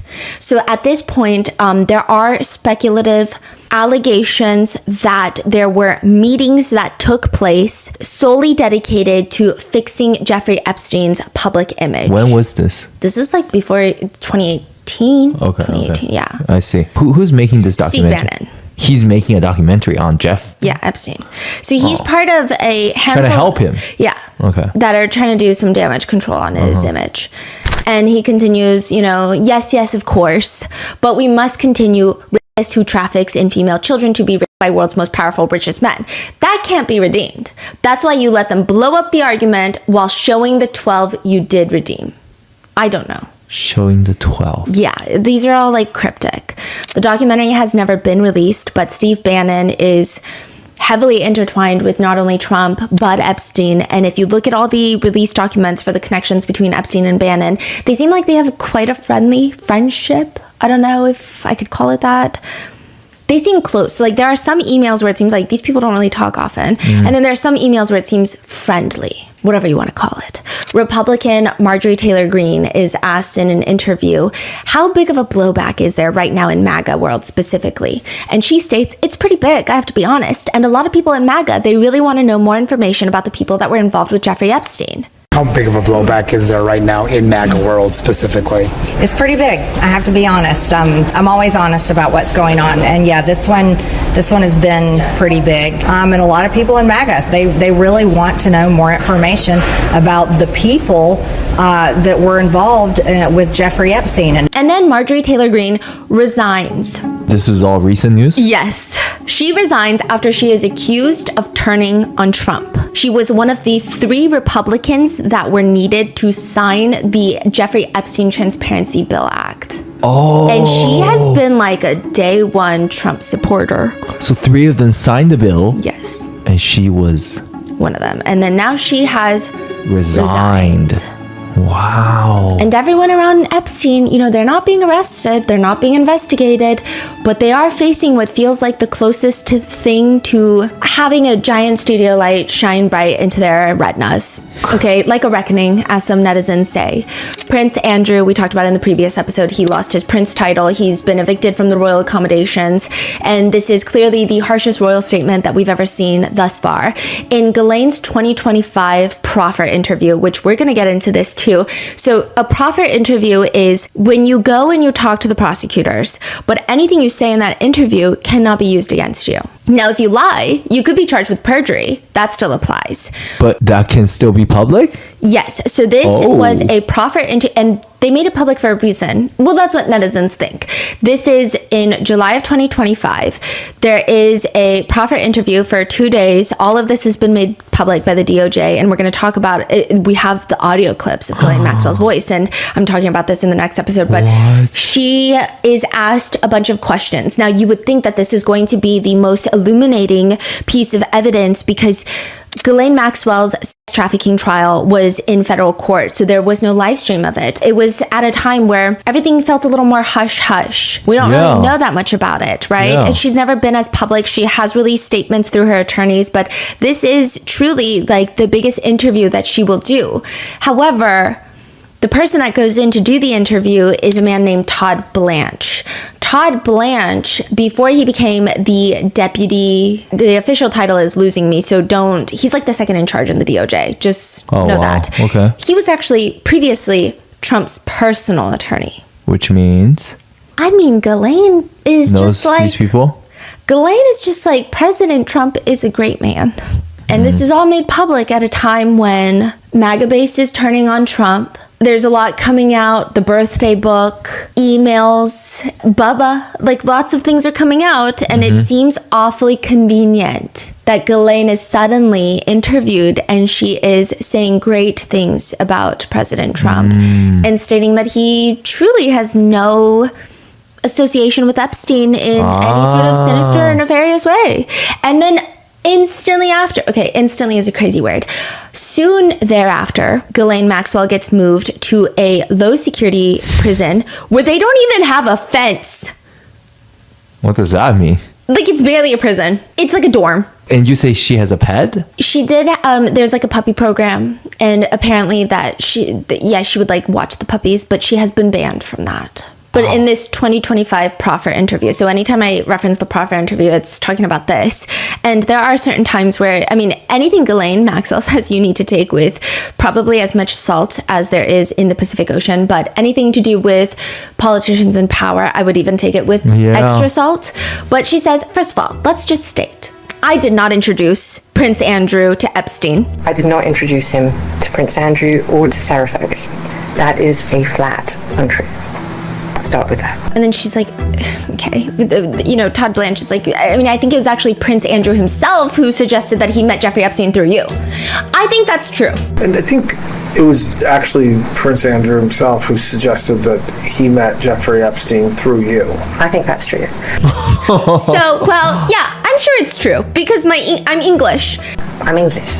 My close friends are all close friends with Sarah and Andrew. I would not say that I was close friends with Andrew before, but certainly we were friendly, and certainly his best friends, some of them were very, very close with me. And I think that my friendship, me being present for me, is what made Andrew like Jeffrey more, like trust him more. She says that she didn't like Prince Andrew being friends with Jeffrey Epstein. She felt the friendship was pushed by Sarah Ferguson, Prince Andrew's ex-wife, and Ghislaine states, and I thought that Sarah was trying to put the moves on Jeffrey, if I'm being honest, and I thought the whole thing was annoying. And I was pissed off. What is going on? Then Ghislaine goes on to state Virginia Giuffre's interactions with Prince Andrew. I'm going to tell you right now, I'm so happy to tell you, I'm like excited, beyond excited. The allegation was that at my house in London in March, whatever that was, 2011, I believe, we went to London especially so that Virginia could have a relationship with Prince Andrew, and she was paid a vast amount of money for that purpose. She then got in the bathroom in my house in London and had sexual relations with him.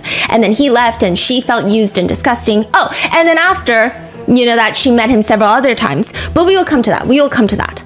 Ghislaine says, so that weekend, that specific weekend, it's my mom's 80th birthday and I was in the country. And I have some corroborating evidence for that. So that takes care of the reason why we were in London. One of the reasons why her story, Virginia Giuffre's, doesn't hold water. Then she says the next reasoning of why none of this can make sense, because her first reasoning was just rock solid, right?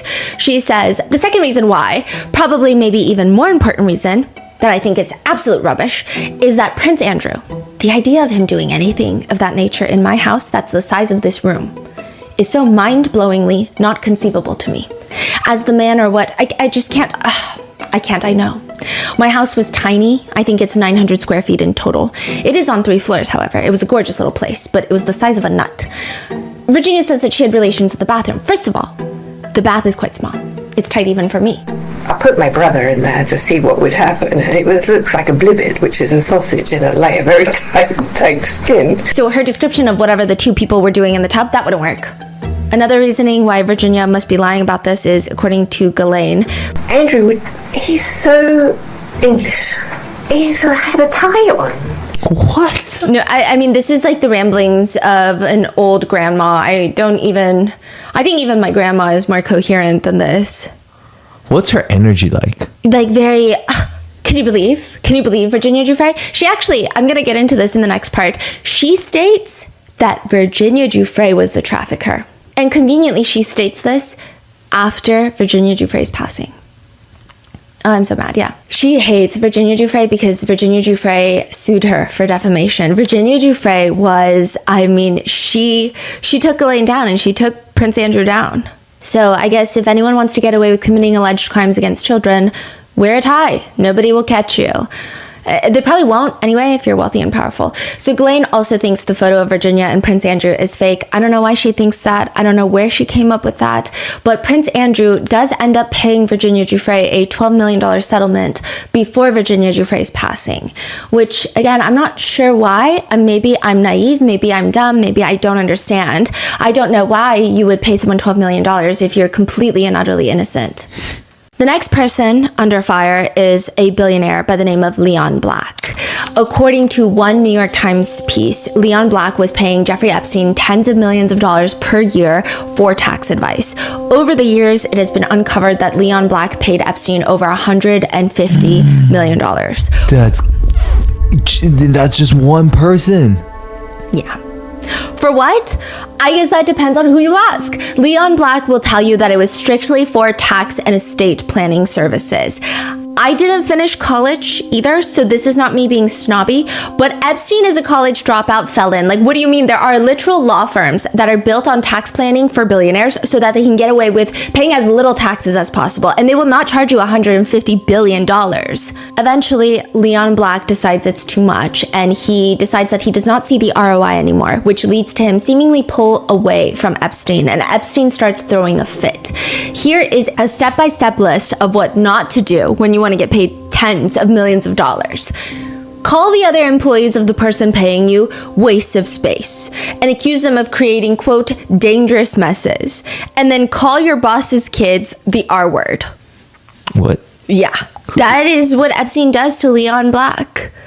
And just starts grilling him. And Leon Black, I guess, had a very interesting perception of Jeffrey Epstein, even saying things like he was almost like a James Bond villain. Wait, hold on. So what exactly happened? He started just like emailing people this? Okay, so what happened was Leon Black is paying Jeffrey Epstein like $40 million a year. He's gotten paid like $150 million over the year, and Leon Black decides, maybe I don't want to pay you $40 million anymore. Yeah. Epstein just starts grilling him with emails saying, your other tax advisors are creating dangerous messes. They are a waste of space. He's emailing him like, I have to clean up the mess that your R-worded kids created for your estate planning, and I gotta untangle all of this. You better pay me this year. Essentially, more or less. Yeah. And it's very interesting because that begs the question of why would billionaire Leon Black put up with this? Of a random little millionaire grilling him, yelling at him, calling his kids the R word. Yeah. Well, there's a lot. So according to the Times, they went through separate emails as well as court records, and they found that a former girlfriend of Leon Black had accused him of SA. Leon Black goes to Epstein to allegedly ask about how to pay her millions of dollars to keep her quiet. Then in another lawsuit that was eventually dropped, a woman states that Leon Black had SA'd her in Epstein's Manhattan townhouse. End quote. And for reasons that are unknown, Mr. Black wired hundreds of thousands of dollars to at least 3 women who were associated with Mr. Epstein, according to court documents and notes taken by congressional investigators that were shared with the Times. This is a quote from the Times piece. Now, Leon Black knew that Epstein had served time for soliciting sex work with a minor, to which Mr. Black told a reporter, I mean, he was with a 17-year-old prostitute, got prosecuted for it, and got put away for a year. I didn't think this was the end of the world, frankly. Which is why I guess he let him work on the deal. Leon Black denies that Jeffrey Epstein worked on this deal, but according to emails from Epstein to others, he stated that he was working on the deal for Leon Black to purchase one of the most famous pieces of fine art in history, the Scream, or a variation of the Scream. You know, the Scream painting? Yeah. He did purchase it for an insane $120 million. Which, art lover or not, definitely a tax strategy. However, I will say that Leon Black, he does seem to be very much into the arts, to be fair. He was very passionate and obsessive about his job as the chairman of the Museum of Modern Art in New York, which is another position that he gets pushed out of when all of this comes to light. Leon Black was a co-founder of Apollo Global Management, a giant hedge fund. He gets pushed out of that as well because of his ties to Epstein. Yeah, he continues to deny any wrongdoing, not saying that there is any wrongdoing, just that he is consistent in denying wrongdoing. And a spokesperson for Black says, to imply that Epstein somehow had influence over Mr. Black is false and patently absurd. Mr. Black has never abused a woman in his life, and any such suggestion is false. However, if someone is paying you $40 million a year, I just think it's weird. I imagine that if I'm getting paid $40 million a year by somebody, I would have quite an accommodating tone. You want me to climb a mountain? I'm going to go climb a mountain. I'll go do that. But something about this email from Epstein to Leon Black from 2015 strikes me as odd. Epstein writes to him. This is while Epstein's still working for him. correct? Well, he Black? hasn't gotten paid this year, in 2015. Okay. He says, I never want to have any more uncomfortable money moments with you. I find it very distasteful. So to be clear, my terms are as follows. I will only work for the usual $40 million per year. It needs to be paid $25 million upon signing an agreement, $5 million every 2 months thereafter for 6 months. This can begin if I'm able to work in January. I will immediately stop work if the payment is not received. That's fucking crazy, you know, because if you're a billionaire and you're hiring someone to do your tax, you can literally hire any human being on this world to do that. Yeah. Meanwhile, Epstein is like, pay up right now. Don't like stop playing around. Like, and I don't want to talk about this with you ever again. Yeah. When it appears that Leon Black does not want to pay, Epstein sends another email, according to the Times, that reads, to help out, I'm keenly aware of your current cash position. So I will consider an in-kind payment. Real estate in Miami, art, financing of my new plane, which allows you to spread over years, or of course the preferred cash. Now that doesn't work either. So Epstein tries threats. If you reflect on your financial life, you have been kept safe, had remarkable results and no disasters. And then later in an email, Epstein says, of course, regarding any non-financial issues, I will always be there for you and will continue to be the best friend I can be. Which apparently he does. According to the Times, he introduces Leon Black's son to Woody Allen, of all people, to learn about film editing, which that would be the last person I would want my son to spend time with is Woody Allen, but okay. You're that powerful and that wealthy you can't get Christopher Nolan on the phone? I mean, not to get him involved with such names, but I'm just kind of confused why someone would want their son to work so closely with Woody Allen. Now, Leon Black makes an appearance in the birthday book. This is again from 2003, so their friendship lasts from 2003 to at least 2015. And Leon Black writes Epstein a poem. Romantic. There's this portion talking about girls writing 5 decades, or a half century, by birds and by bucks, C's and M's, we don't know, are his keys. Blonde, red, or brunette, spread out geographically, with his net of fish, Jeff's now the old man in the sea. Love and kisses, Leon. And truly, because only 5 powerful people in the world exist. In another email, which appears to be excerpts from Michael Wolff's book, Siege, Trump Under Fire. Now, Michael Wolff is that reporter who hates Trump, but is also like Epstein's best bud, right? And I could be wrong. I did not want to spend the $2 on Kindle to verify that this quote is, but from the email from the House Committee, Oversight Committee, it looks like it's from Siege. It says like Michael Wolff, Siege, and it's a narrative, book formatted text. Considering Michael Wolff is not someone that I want to support, I can't be sure it got published in Siege or if it's part of Siege, but it states that Leon Black, who was head of Apollo Global Management, the hedge fund, provided Kushner Companies. This is a family real estate group that was managed by Jared Kushner, Trump's son-in-law, Ivanka Trump's husband, also billionaire. And Apollo Global Management had provided Kushner Companies $184 million in financing, while Jared Kushner's father was in federal prison. So there was a lot of drama during Trump's first presidential term that Jared Kushner was heavily involved in the White House, remember? And Ivanka Trump was heavily involved, and there was a lot of blowback there. And I think that someone from Apollo Global Management, not Leon Black, I think they were trying to get him some sort of position in the White House. And there was a rift between Trump and his son-in-law because he felt like deals were being done that didn't involve him, didn't benefit Trump. Really? Okay. Is the allegation, is the, I mean, this could be just like a fanfic for all I know. I don't know. Okay. All I know is, I don't know if this is accurate. I don't know where it's from. I can just tell you that it's in the document dump. The document dump does not mean that it's factually accurate. These are just... So what does that mean then? It just means that they're all everyone is all connected to everybody. Right, okay. So take that as you will. It just feels like there are only 10 people that feed off of each other in the worst ways possible. But like I said, Leon Black denies any wrongdoing. And the Times states that going through court filings, they were able to pinpoint at least, again, 3 women who had been paid by Leon Black, who were also listed in court filings as either Epstein's associates or his victims. So why would there be a crossover there? Leon Black's reps did not answer the questions about why these women were paid. But then it gets crazier. If you refer to an NBC News article from 2023, there was a federal lawsuit. A woman accuses Leon Black of R-wording her when she was 16 years old and she has mosaic Down syndrome and autism. And it was alleged in the lawsuit that this took place at Epstein's Manhattan townhouse. Leon Black's attorneys have called the allegations frivolous and sanctionable, but a huge crossover here is that Doug Wigdor, W-I-G-D-O-R, Cassie Ventura Fine's attorney for Sean Combs' case, Cassie's attorney, is the one that filed the lawsuit, in which Leon Black's attorney states, these vicious and defamatory lies masquerading as allegations have been intentionally manufactured by the Wigdor law firm as part of the firm's vendetta against Mr. Black for vigorously and successfully defending himself over the past 2 years. These allegations about an incident that supposedly took place 20 years ago are totally made up, entirely uncooperated, and as pleaded squarely, violate the statute of limitations. Later, Leon Black and his team will sue Wigdor LLP, the law firm. It's a mess, but yeah, it's just a mess.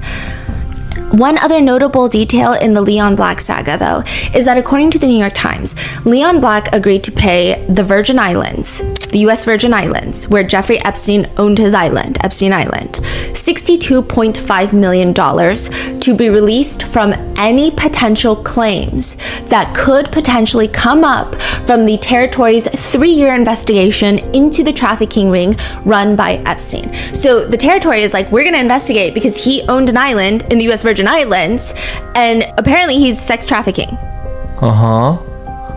So wait, what? So Black paid? So Black is like, I'm gonna pay you $60.5 million, and I want 16 or 60? 62.5. And I never want to deal with any of this. And the U.S. Virgin Islands came to a deal. So he's paid a lot of money. Yeah. Maybe I'm naive. I don't know. That just seems like an unfathomable amount of money. So I don't even know what I would do if I had that kind of money. But I believe if I didn't do anything wrong, I don't think I would just give it up. But that is, perhaps I am fiscally irresponsible. I don't even have that kind of money to give. So maybe I don't know. Then you have Leslie Wexner, the longtime friend, client, and alleged name on the Epstein list. The billionaire that owns L Brands, that includes Victoria's Secret, Bath & Body Works. There's a lot on him in our original Epstein series, but he's also featured in the birthday book writing, Dear Jeffrey, I wanted to get you what you want, so here it is. Happy birthday, your friend, Leslie. And above it is just a hand drawing of a woman's chest. Wow. The birthday book also contains a short handwritten card from Bill Clinton. It reads, Happy 50th. It's reassuring, isn't it, to have lasted as long all across all years of learning and knowing adventures, to have your childlike curiosity, the drive to make a difference in the solace of friends. Bill Clinton. Really? Yeah. Wow. Now, I will say it's the key word that everyone is picking apart is the childlike curiosity. Everything else, it's compared to other notes in the book, it's not as filled with hidden secrets and feels like innuendos. It just feels the childlike curiosity is odd. Clinton has been associated with Epstein. To reporters, Trump has also egged it on by saying things like, you should focus on Clinton. You should focus on the president of Harvard, the former president of Harvard. You should focus on some of the hedge fund guys. I'll give you a list. These guys lived with Jeffrey Epstein. They should focus on the fact that Larry Summers from Harvard, that Bill Clinton, who you know very well, and lots of other really close friends of Jeffrey Epstein's, should be spoken about. And they should speak about them because they don't talk about them. They talk about me. I have nothing to do with the guy. You ought to be speaking about Bill Clinton, who went to the island 28 times. I never went to the island. We have no clue if this number is accurate or if 28 just sounds better than 27 or 29. I have no clue, but it is an oddly specific number. And if anyone would know, I would imagine Trump has the power and the clearance to know, but he could also just be pulling it out of his butt. However, Bill Clinton has denied going to the island. And in her deposition from 2016, Virginia does talk about Bill Clinton and how Epstein has traveled quite a bit with Bill Clinton on their private plane, but she was never in attendance. She did attend one dinner specifically with Bill Clinton that she was allegedly invited to, and she never insinuates any wrongdoing on Bill Clinton's parts. She never witnessed seeing anything strange, just like she did with Trump. She never witnessed, and that's not to say that she is not being truthful, or that's not to say that nobody else did. This is just what Virginia Giuffre wrote in her book. Virginia states in her deposition from 2016, "It does concern me that Vanity Fair wanted to do a piece on me, considering that Bill Clinton walked into Vanity Fair and threatened them not to write sex trafficking articles about his good friend, Jeffrey Epstein." Like, that was like a thing in her deposition. What? We don't know if this is true. What? We don't know if this is a rumor that she heard. We don't know. What? That's crazy. Then, in an email to the ambassador of Turkey, Tom Barrack, Epstein emails Tom, "Send photos of you and child, make me smile." Now, Tom Barrack does have 6 children, but very creepy nonetheless. Tom Barrack responds, "Hope you're good, let's catch up." To which Epstein then responds, "Hope you're good, photos look good. FYI, I receive many calls a week about both Donald, redacted, it's redacted, beauty contest, Mar-a-Lago, etc., and Clinton from reporters. Less so recently with Clinton, but my answers are always, I have nothing to say, or I try to ignore altogether. A few times I have been ambushed on the street with questions, but am more careful now." Why is he saying that to him? I guess to try, I don't know. Some people insinuate all of these as like sly threats. Some people insinuate it as like, "Hey, I kept my mouth shut, reward me." Yeah. And some people just say, "He just sounds weird. And maybe we should not draw anything because we don't know what any of this is." But the most interesting connection between Epstein and Clinton is the painting. In the recent release document, because remember the painting of Bill Clinton in heels and he's sitting in the Oval Office on an armchair with his legs draped over the side. In the release documents recently, Epstein emails someone and that person is redacted, but Epstein tells them, quote, "Hang the Clinton painting in place of the artwork so that people walking by can smile." What? What does Ghislaine say about Clinton? In her 2025 proffer interview, she says, quote, "I went to the White House with Epstein once for, I think it was for a historical, like one of those benefits, and I met the president then. But then like 1,000 other people shook his hand." And then she says that her and Clinton had a very strong mutual friend, the then mayor of Miami, Philip Levine. Philip and the president were very good friends, and Philip and I were very good friends. So I actually was introduced to the president post his coming out of the White House and became friendly with him because of Philip Levine. This is all said very nonchalantly, but you have to remember that Ghislaine Maxwell was present at Chelsea Clinton's wedding, Bill and Hillary Clinton's daughter. So it seems like she's just like, I mean, yeah, we have like mutual friends. I met him at a White House event once, but there was like 1,000 other people. And then once he came out of the White House, you know, we had like a good mutual friend. But like you were present at their daughter's wedding. Then there is the whole email about Hillary Clinton doing naughties with Vince. Vince Foster was a White House council member who there were rumors that he had an affair with Hillary Clinton. And then Vince Foster was found dead of self-exit. So, what? But the email doesn't say anything other than Clinton was doing naughties with Vince. Is what Epstein is alleging to somebody. Now, on the other side of the aisle, the other major politician wrapped up in all of this is clearly Trump. Trump has been named in the massive document dump from November at least like a lot of times, hundreds of times thus far. It's pretty evident that Trump and Epstein have some sort of long-standing relationship. When that soured, why that soured, how it soured is unclear. How deep their friendship was, how often they hung out, how much did they know about each other's personal lives, that is also unclear. But there is evidence of friendly relations. There's archive footage from NBC that shows Trump inviting a ton of NFL cheerleaders to Mar-a-Lago. And you can see Trump, who was 45 years old at the time, dancing with these cheerleaders. And then he spots Epstein, who walks in, invites him in. They're off to the side just watching the cheerleaders. Trump is pointing at one of them saying she's hot. Epstein is laughing. And it's pretty clear that at some point they were friendly.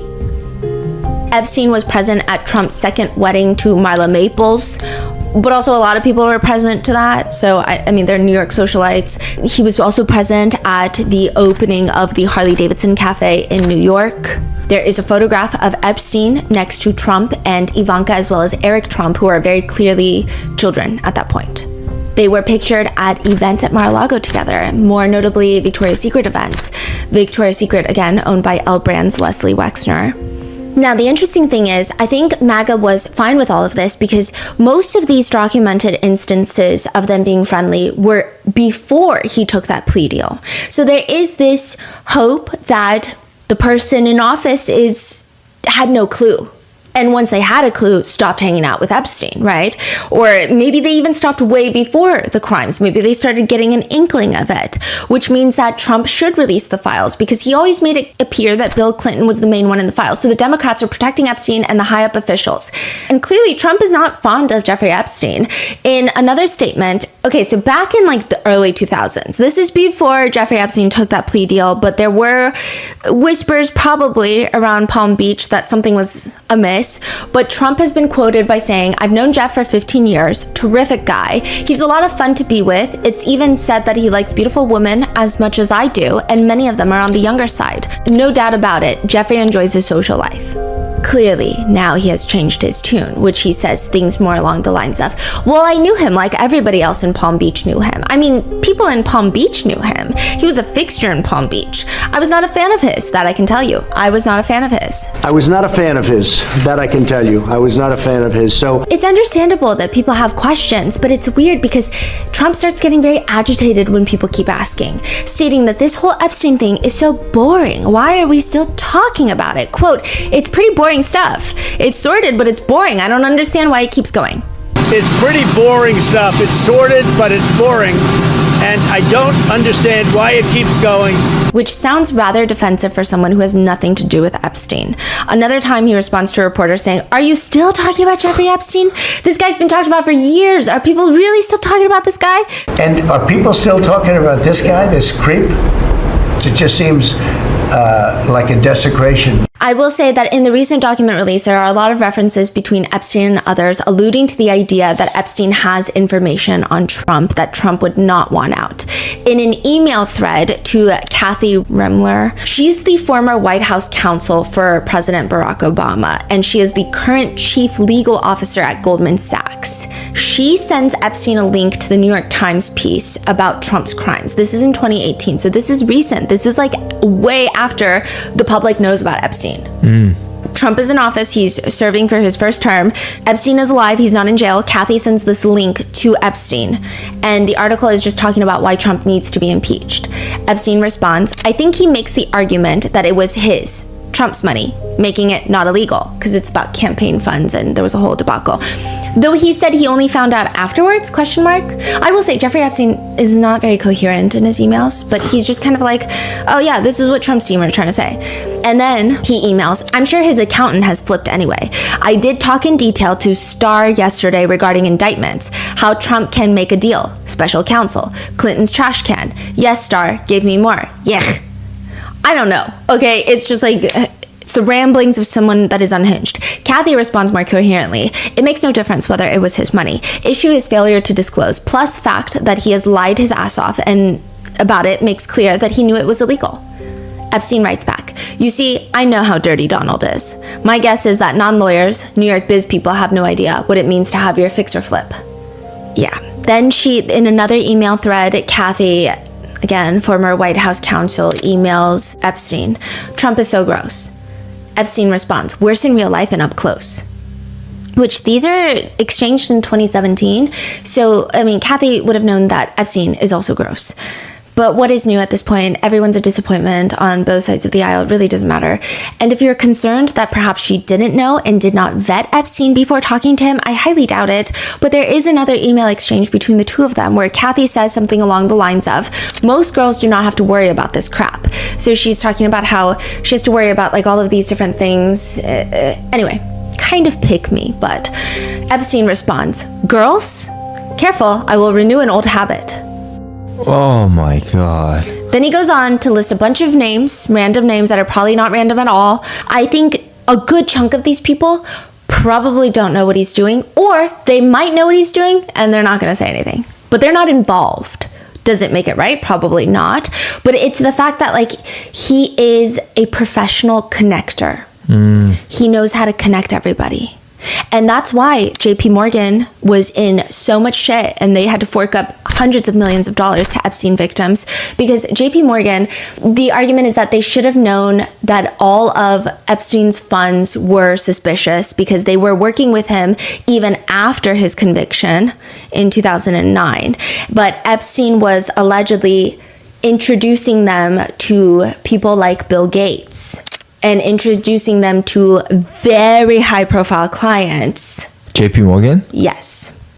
And there was like one banker that he specifically worked with. I mean, I don't want to say banker, high up executive that he specifically worked with and was very close with, Jess Staley. He's also in the emails where they make a lot of Disney references. They make like Disney princess references, which some netizens think, what is that code for? We don't know. But there was it's just a lot of drama there too, because I think at one point they wanted him to they were trying to get Jamie Dimon out of JP Morgan and into the White House. So that Jess Staley could take over as chairman of JP Morgan. But that didn't end up working out. Jess Staley ends up getting, I don't know if he resigned, but there was a lot of drama because of the Epstein thing. And then I don't know if he currently is, but he then moved on to be CEO of Barclays. Wow. Yeah, so very powerful people. Yeah. Now, this is very cryptic, but in another text thread that was released, an unidentified person, this is in 2018, so again, a year before Epstein's subsequent arrest and death, they text Epstein, "It will all blow over. They're really just trying to take down Trump and doing whatever they can to do that." Epstein responds, "Yes, thanks. It's wild because I am the one able to take him down." In another email thread, Epstein writes, "Prince Andrew and Trump today, too funny." So this is when Trump went to London and I guess met with Prince Andrew. And then another email, "Recall Prince Andrew accuser came out of Mar-a-Lago." So all of these emails leads people to wonder, is this Epstein just bluffing, or does he really have something on Trump that can end him? And what would he possibly have on the president? So far, the emails, they keep alluding to information, but there's not really any information, at least in the emails. For example, Epstein was in a very close contact with another reporter, this one from the New York Times, Thomas Landon, and also, not a great person, apparently. But he is asking Epstein for information about Trump, and Epstein responds, "Read my airplane logs and Hawaiian Tropic contest. Have them ask my houseman about Donald almost walking through the door, leaving his nose print on the glass as young women were swimming in the pool, and he was so focused he walked straight into the door."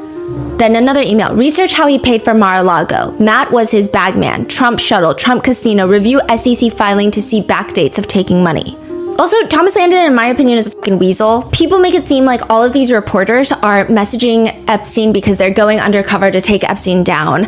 But he's asking Epstein all these questions, almost treating him like an advisor. He would even ask him things like, if you knew Trump was going to win the election, how would you position your portfolio? Thomas Landon also asks Epstein if he wants to get connected with the guy who runs SoftBank. The Japanese billionaire, yeah. Yeah, and this is full-blown offer from Thomas Landon. It was not requested by Epstein. It's almost like, here you go, let me connect you to another powerful person. Why would you want to do that? Probably not for victims or for the greater good. But what do I know, right? He also asks Epstein for charitable donations. Regardless, the New York Times has since released a statement writing, "Landon Thomas Jr. has not worked at the Times since early 2019 after editors discovered his failure to abide by our ethical standards." So as with everything that is involving Trump and Epstein, the story changes nonstop. Another aspect of that is the ever-evolving storyline of why Epstein and Trump are no longer friends. At first, the story was Epstein was behaving in an inappropriate manner towards a girl that worked at the club, so Trump defriended him. Then the story became that Trump and Epstein got into a fight over a real estate deal, so they had a falling out. Now, the more recent updated version, which is that Epstein poached a girl from Trump's Mar-a-Lago spa staff, which is unacceptable. We know this to now be Virginia Giuffre. But Trump states, Virginia Giuffre? I don't know. I think she worked at the spa. He stole her. He stole people who work for me. I have a great spa, one of the best spas in the world at Mar-a-Lago, and people were taken out of the spa, hired by him. Yeah. I think she worked at the spa. I think so. I think that was one of the people. He stole her. And by the way, she had no complaints about us, as you know. Then at another point, he explains again, people would come and complain, this guy is taking people from the spa. I didn't know that. And then when I heard about it, I told him, I said, listen, we don't want you taking our people, whether it was spa or not spa. I don't want him taking people. But interestingly, in an email from 2019, Epstein writes to a third party, Trump asked me to resign from Mar-a-Lago. Never a member ever. Of course he knew about the girls as he asked Ghislaine to stop.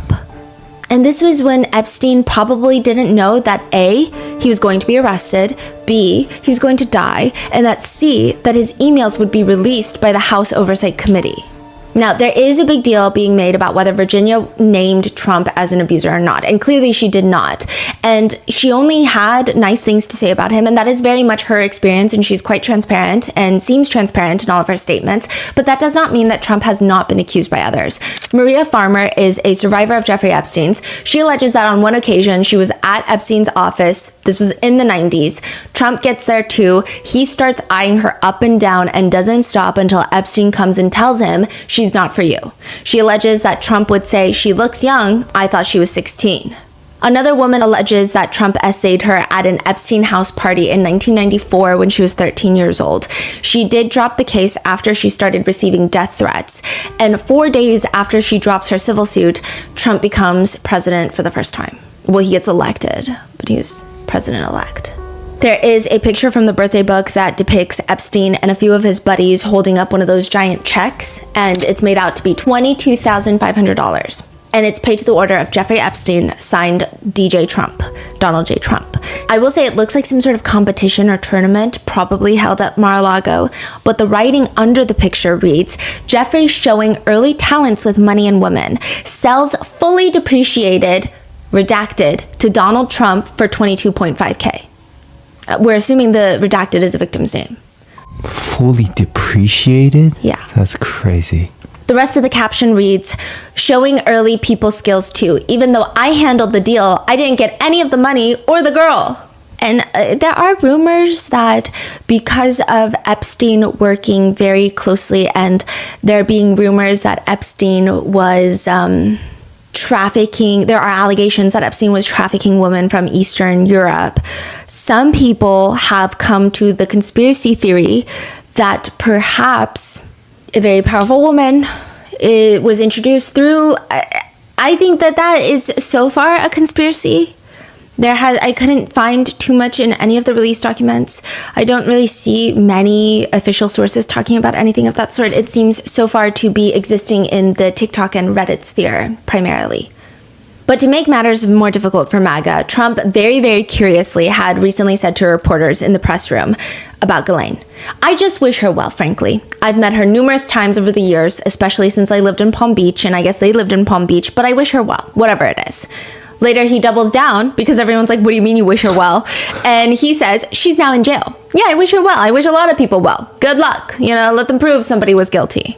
Which is an odd thing to say for someone that is a convicted sex trafficker. But more on that later because, like I said, Todd Blanche is going to go interview Ghislaine Maxwell. It's a mess. And it's even made more confusing by the fact that sometimes in these emails, Epstein would defend Trump. So in 2016, Linda Stone emails him a rather lengthy rant about American politics. She's based in Germany, and she writes, of course, not everybody who voted for Trump is sexist or racist, but on some level, they didn't care if he is. He knew how to gather momentum with the discourse he chose, and even if he changes his tone, he has let loose a storm. I don't see Hillary Clinton as being at fault. I see the growth of nationalism all throughout the world, not just in the USA, and an underestimation of the fear that non-Hispanic whites have about the trajectory that they are on to becoming minority in the US and other European countries.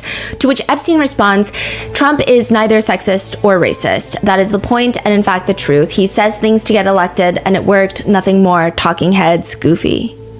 But also there is another email thread from 2018 where Epstein is talking to a foreign politician and he writes to the foreign politician, I think you might suggest to Putin that Lavrov can get insight on talking to me.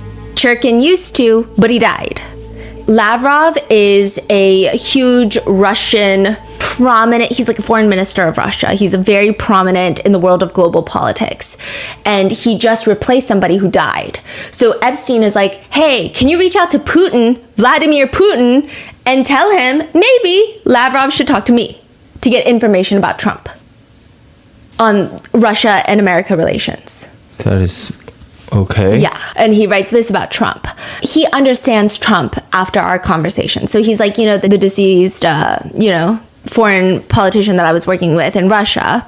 He understood Trump because I talked to him about Trump. And I said, quote, "It's not complex. He must be seen to get something. It's that simple." That's what he says about Trump. He must be seen to get something? Oh, like Trump needs to win, get something. Yeah. But more alarming is that there is an email between Epstein and a man named Lawrence Krauss. It reads, "Is the South Pole getting colder and more ice?" This is Epstein. "Is it accurate to say that climate changes can only be measured over long periods, 20 years or more? I'm currently with the Trump people in Palm Beach, and when asked, I say I don't have any idea if this is global warming is a threat that can be reduced. Currently carbon-taking machines, I guess if that really is a concern." It's kind of rambly, but he says in 2016 he's with the Trump team in Palm Beach talking about climate change.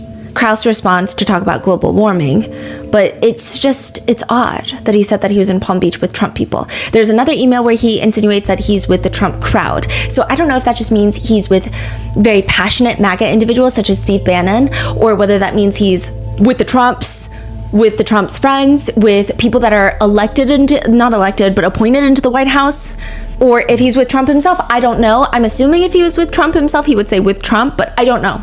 I don't know. And I think that the release of the files clarified a lot of things, but there's still so many questions, and we are approaching the deadline for the Epstein files. So I guess we'll just have to see where this goes. I mean, this might be the only issue that both parties agree on, to the point where a mile from the White House recently, there were these 2 bronze statues that were erected of Trump and Epstein frolicking together, dancing. It was quickly removed, but it just seems like both sides, everyone wants some answers, and they want it soon. So with that being said, that is where we are now with the Epstein files. Let me know your thoughts, stay safe, and I will see you in the next one.